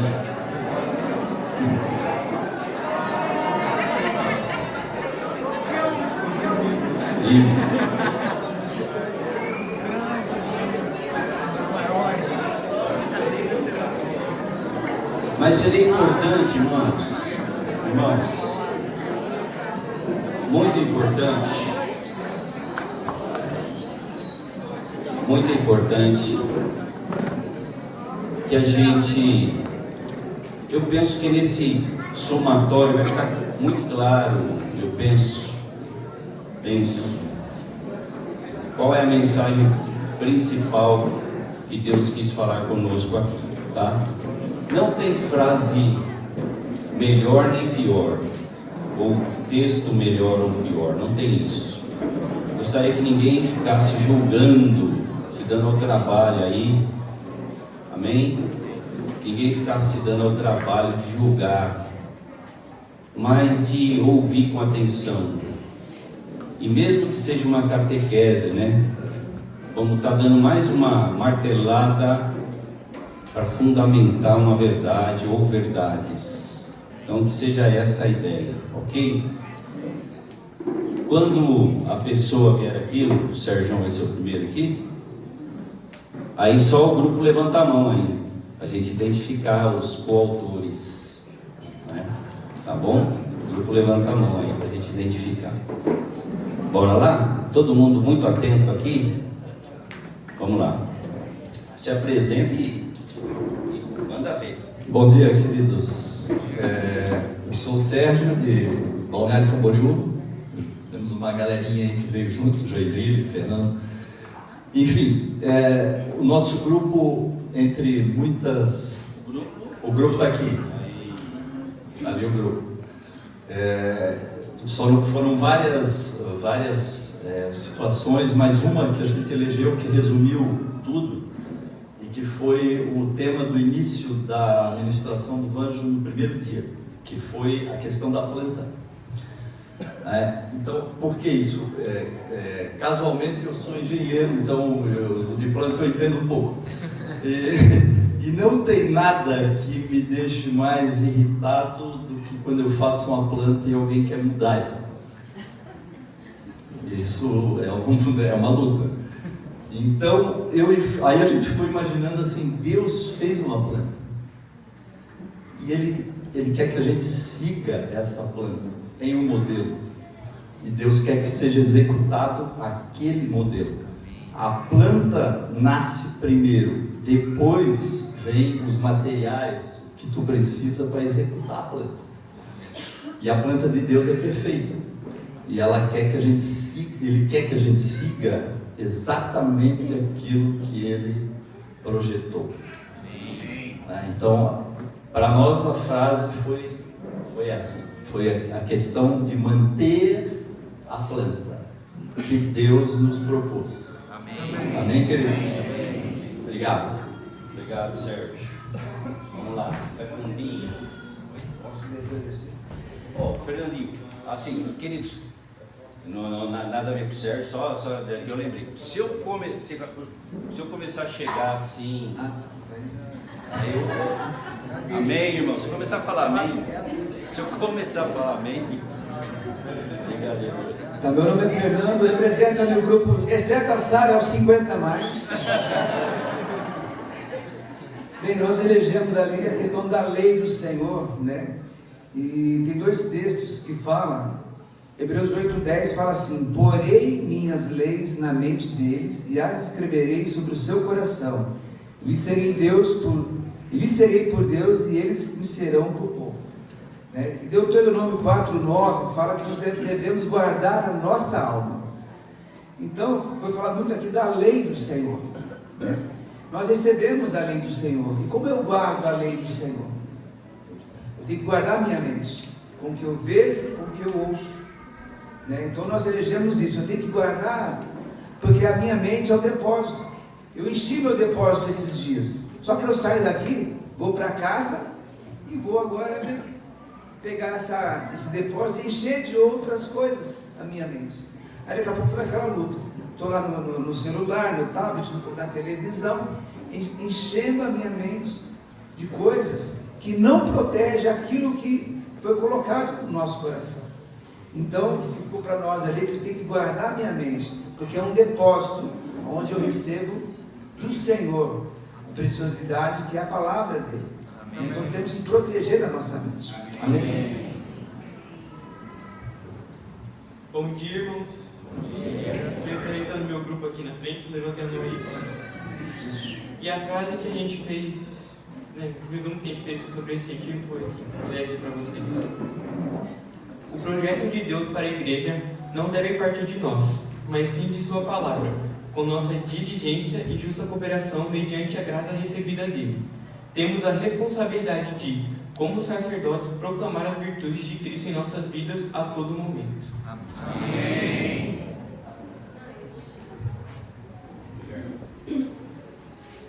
Bom dia, irmãos. Eu acabei pegando um grupinho meio de cabeça branca, um hackzinho. Eu jovens há mais tempo. Isso. De 20 para cima, né? A frase que a gente escreveu foi o... Olha. Não falaram que não podia usar, eu usei. A frase foi: Deus não nos deu um plano B. Temos que ser sacerdotes que vão e fazem discípulos seguindo a planta de Deus. Amém. Bom dia, irmãos. Falando com o nosso grupo, a todo momento a gente pensou nessa mesma questão, foi meio que unânime mesmo. A todo momento a palavra, o Vanjo falava essa frase, essa palavra em todas as partes, né?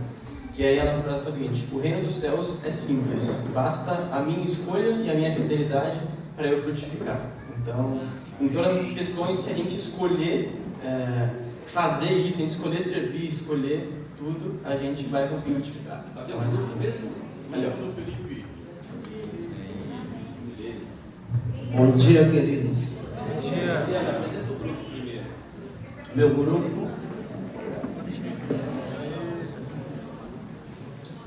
Eu, sobre tudo que foi falado aqui, vou pegar o gancho do meu pastor aqui, o Ismar. Ele pôde falar: eu quero ser como Jesus, eu quero ser sacerdote. E a frase que a gente pôde elaborar ali, eu acrescentei algo aqui, mas está dentro. Eu estava morto, ele me reuniu, É para isso que eu vivo, é para isso, eu nasci para isso. Vou repetir. Eu fico nervoso com esse cara. Não sei se vocês percebem, eu sem ele aqui eu falo melhor, mais tranquilo. Mas ressaltando, eu estava morto, ele me remiu. Eu nasci para isso. A frase é essa. Amém. Eu nasci para isso. Amém. Queria citar o texto que fala que não fosse vós que escolhestes a mim, pelo contrário, eu vos escolhi a vós outros. E vos designei que vá e dê fruto, e o vosso fruto permaneça. Amém. Bom dia, irmãos. Meu grupo é pequenininho, uma galerinha de São Paulo. E a nossa frase foi que Jesus não tem um plano B. Deus não tem um plano B para a igreja e Deus não tem um plano B para nós. Não existe como fazer curvas. É um padrão, é uma planta que, se a porta estiver aberta para o lado errado, está errado. E como que a gente vai saber que a nossa planta está errada se a gente não tem referência? Como que a gente vai saber que a nossa janela está torta se a gente não está vendo a janela do nosso irmão certa? Então, que possamos também ser essas referências, né? E abrir a nossa casa para que eles nos vejam como referência. E que até mesmo o erro seja uma forma de glorificar o nome de Jesus, porque por mais que possa estar fora do padrão, Jesus nos leva ao padrão. E esse padrão acontece, errei. E a pessoa que me acompanha, que vê a minha vida e me vê me consertando perante o erro, se enxerga. Poxa, por mais que eu erro, eu tenho um advogado, eu tenho referências que também erram, mas que estão prosseguindo para o alvo, que é Jesus.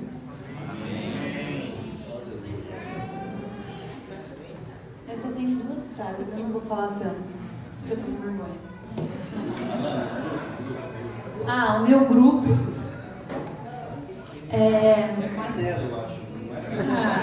família de sangue. São 2 frases. Eu fico ofendida e me inflamo quando Cristo e seu reino é ofendido. Isso define onde está o meu coração. E a segunda frase, que é sobre hospedar, sobre fazer discípulo e tudo mais, que é fazer discípulo é relacionar-se constantemente, no dia a dia, intensamente. Discipulado não é falado, discipulado é vivido.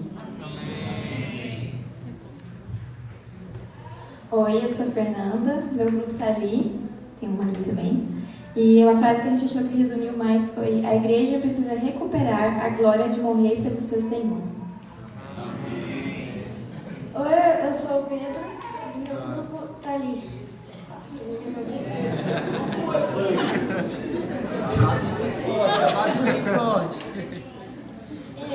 Uma frase que a gente achou bem interessante é a frase assim: um fundamento define a forma da construção. Então, se a gente seguir mesmo o nosso fundamento, que é Deus, a gente vai mesmo estar sendo construído no que é a nossa base, né, que é Jesus e tal. E uma pergunta que é: o que a gente tem que fazer, né, para seguir o nosso fundamento e ser igual a Jesus, né? A gente tem que mesmo ter comunhão com Deus, a gente tem que ter comunhão com os irmãos, a gente tem que orar mesmo, ler a palavra, perdoar como Jesus, amar uns aos outros e mesmo estar dando prioridade para as coisas de Deus, né? Amém.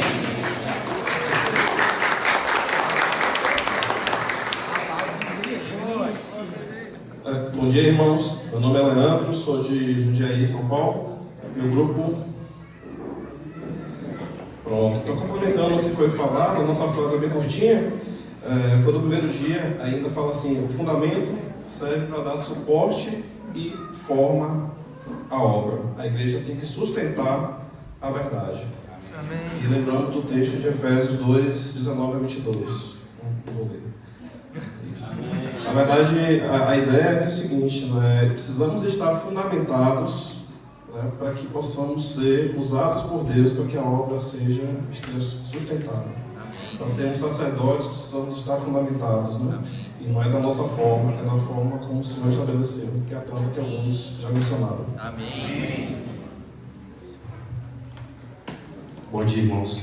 Eu sou Rodolfo de Curitiba, pastoreado pelo irmão Géres. E eu não tenho um grupo, tá? É uma vila. Tem 7 componentes, mas as irmãs de São Paulo ali contribuíram.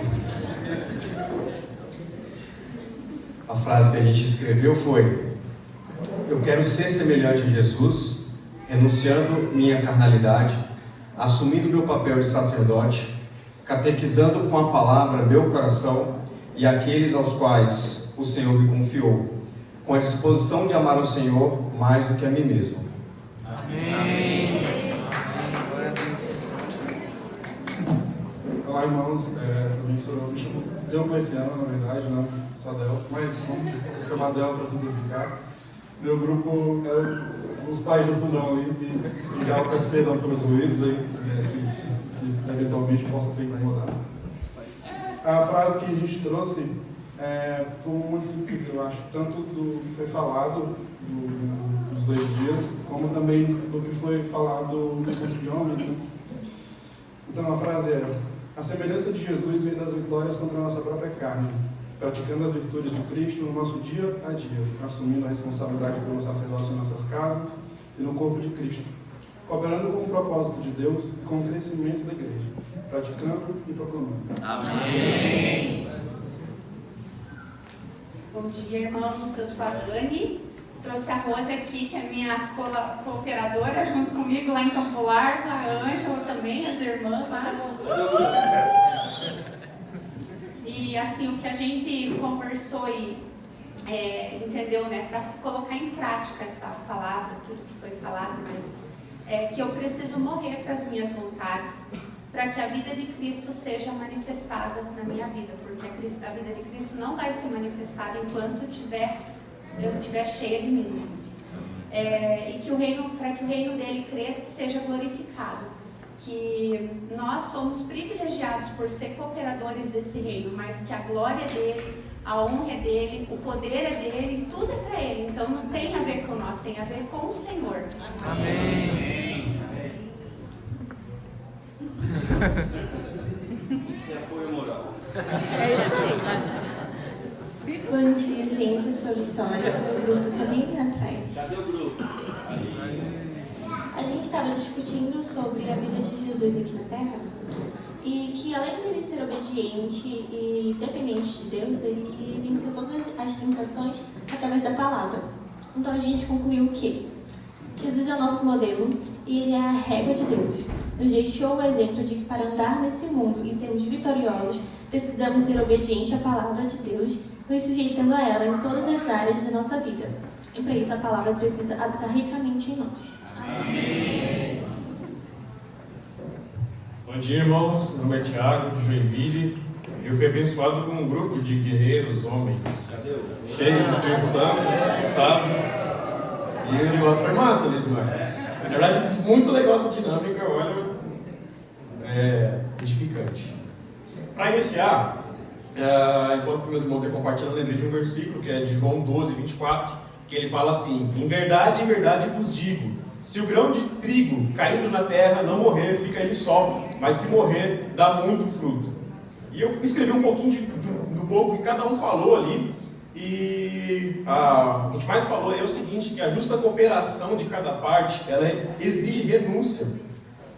E só faz parte do corpo quem morreu, né? E quem morreu frutifica.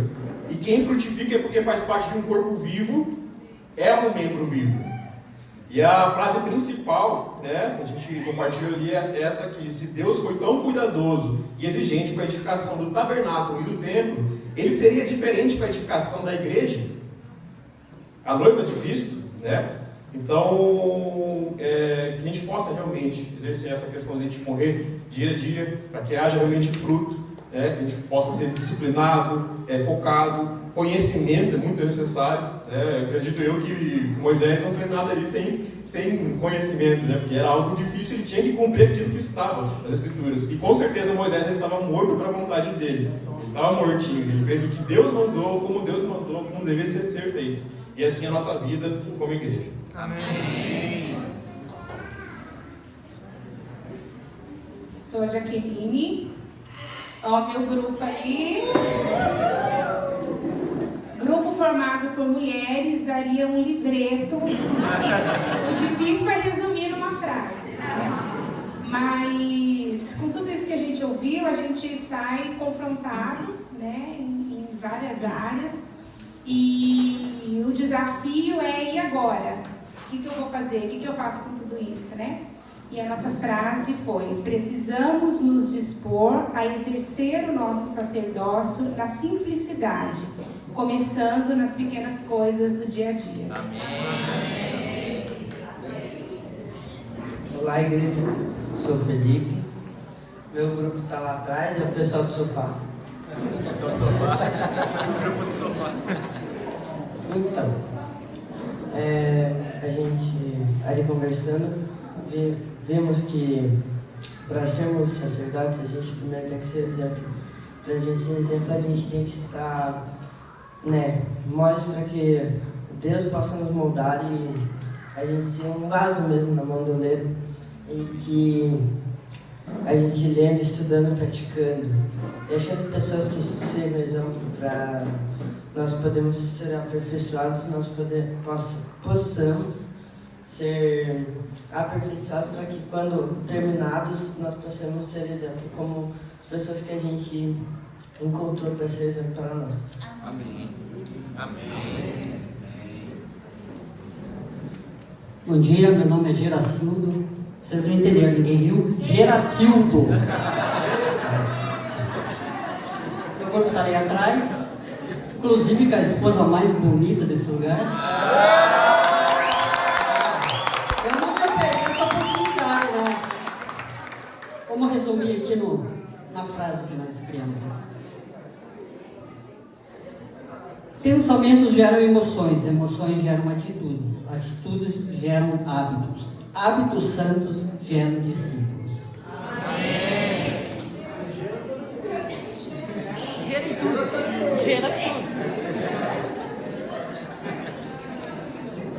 Oi, eu sou Liliane, eu sou representante do grupo do maridão mais lindão.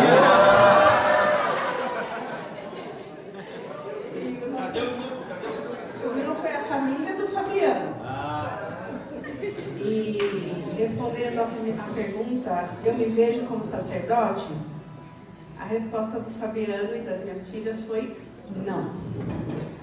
Mas eu quero ser semelhante a Jesus? Sim, eu quero.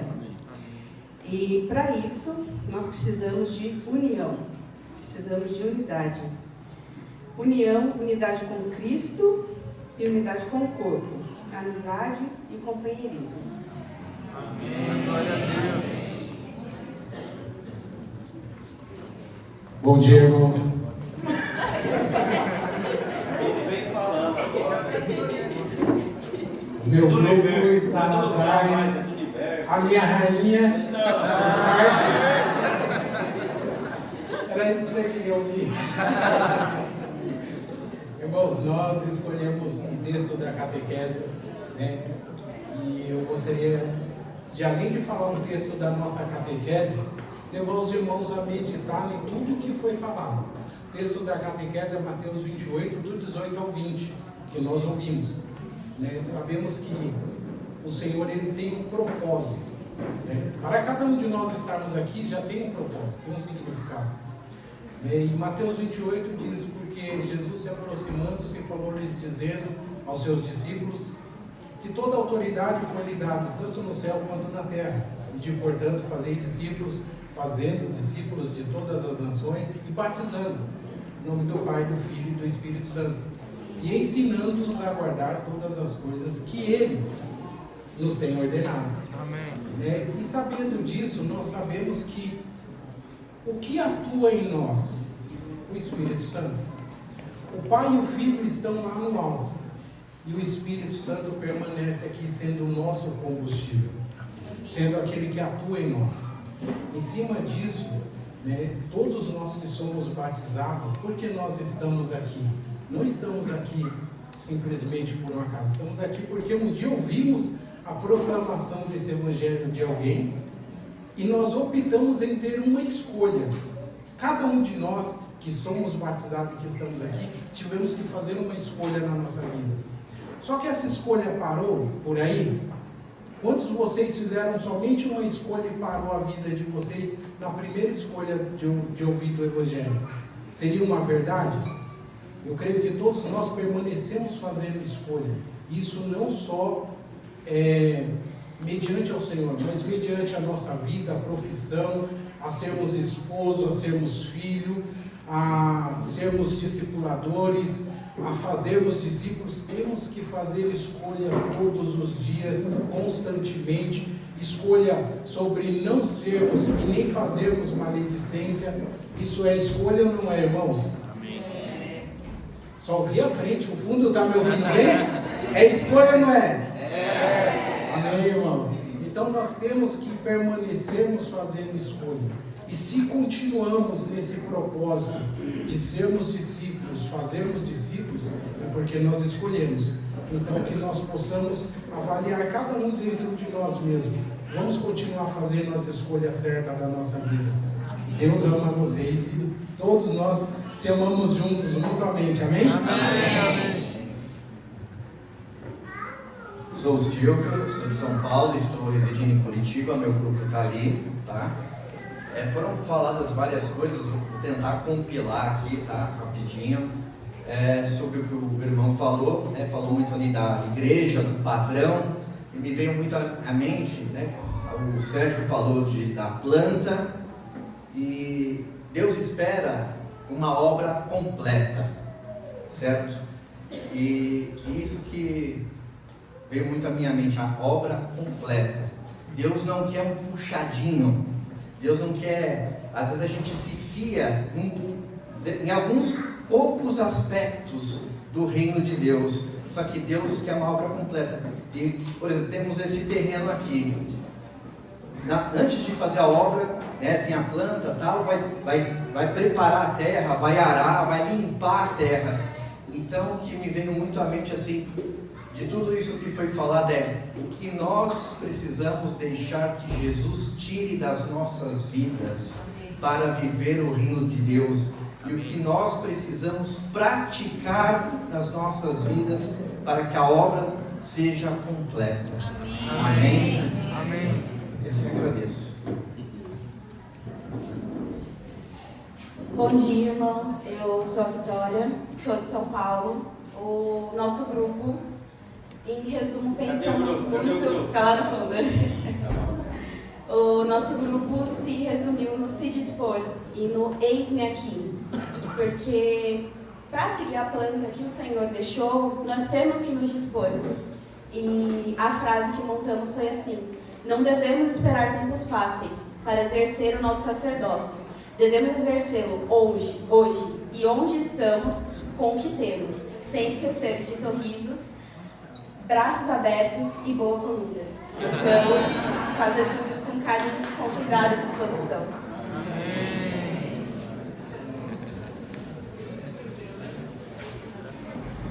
Amém, bom dia. Irmãos, eu sou Carlos, me uno aqui em Curitiba, no grupo do Alan. Cadê o grupo seu aqui? Cadê meu grupo? Isso aí. A nossa frase, na verdade, a gente achou num texto bíblico, Romanos 14, 7. Porque nenhum de nós vive para si mesmo, nenhum morre para si. Deixa eu ler de novo. Porque nenhum de nós vive para si, e nenhum morre para si. Porque se vivemos para o Senhor, vivemos, se morremos para o Senhor, morremos, de sorte que vivamos ou morramos, somos do Senhor. Amém. Estava falando ali com meus companheiros, se nós não temos dificuldade nenhuma para entender no reino dos céus, que nós não temos, não temos. Mateus 28, 18 a 20 fala: vai e faz, discípulo. Não temos nenhuma dificuldade de entender isso. Por que então que eu não faço? Por que eu não pratico? Comentei com meus colegas ali, meus irmãos. Falei assim: se eu não priorizo, se eu não faço, dei exemplo até da de uma ocasião ali que eu me acordei 5 horas da manhã para ir para a praia, né? Tive disposição para ir para a praia às 5 horas da manhã. Para chegar lá no horário, eu não sei de quem, mas eu fui às 5 horas da manhã. Né? Enfim. Mas e aí me peguei assim. E a minha disposição para acordar às 5 horas da manhã para orar?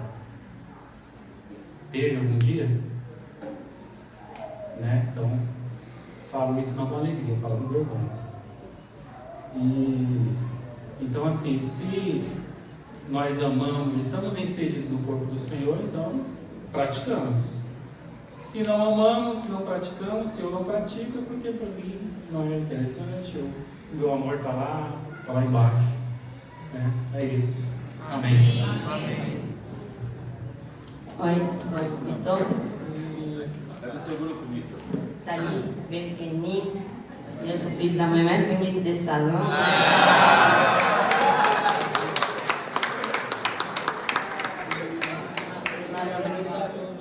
gente definiu 3 tópicos para cada um dos 3 dias do retiro. Na sexta a gente falou muito sobre o alicerce, né? O fundamento. E ontem, no sábado, a gente falou sobre pregar o evangelho, né? Sobre Mateus 28. E hoje a gente falou sobre o sacerdócio, né? E aí a gente erigiu um parágrafo. Assim, ó. Como discípulos de Jesus, somos chamados ao sacerdócio. Ser sacerdote inclui o culto, a adoração, inclui o culto e a adoração a Deus, a oração e intercessão pelos outros, a edificação mútua e a proclamação do Evangelho. Esta última é a nossa vocação, apresentada por Jesus em Mateus 28. Devemos pregar a palavra, fazer verdadeiros discípulos e ensinar a guardar os mandamentos. Mas nada disso será eficazmente praticado se não tivermos um alicerce fortemente firmado em Jesus e em sua palavra. Este é o padrão que Deus tem para nós e para a igreja em geral. Amém.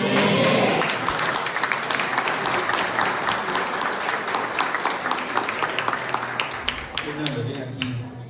Fernanda quer dar um testemunho.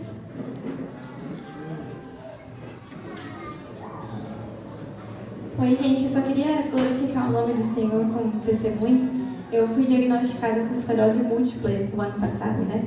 E eu queria agradecer as orações dos irmãos. Muitos irmãos vieram falar para mim que estavam orando por mim, né?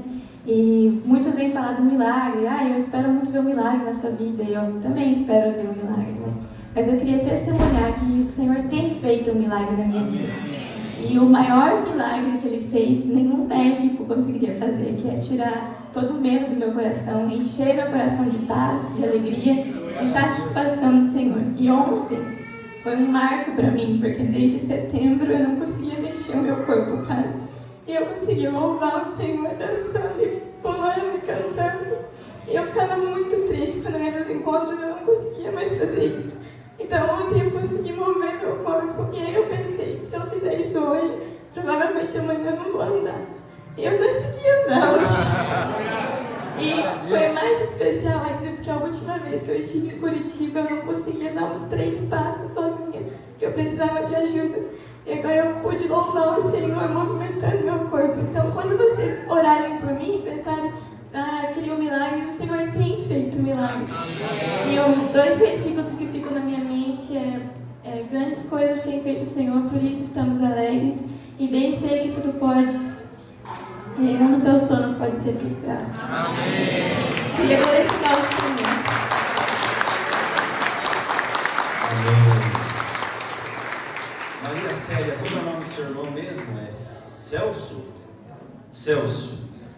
A Maria Célia de Vitória tem um irmão que está com câncer, numa situação extremamente grave. Vamos orar agora pelo Celso. Abaixe sua cabeça aí mesmo, vamos orar pelo Celso. Senhor, no nome de Jesus, o Senhor que é o Deus que faz todas as coisas e pode todas as coisas, pedimos, visita o Celso, Senhor. Ó Deus, visita o seu corpo, mas visita lá no interior, lá onde só o Senhor pode chegar, Pai, e fala ao coração do Celso, Senhor. Que toda a palavra que já foi semeada na vida do Celso venha através do teu Espírito se mover dentro dele e dar um fruto para ti, Pai. Nós abençoamos a vida do Celso agora no nome do Senhor Jesus. Amém. Fiquem em pé, irmãos.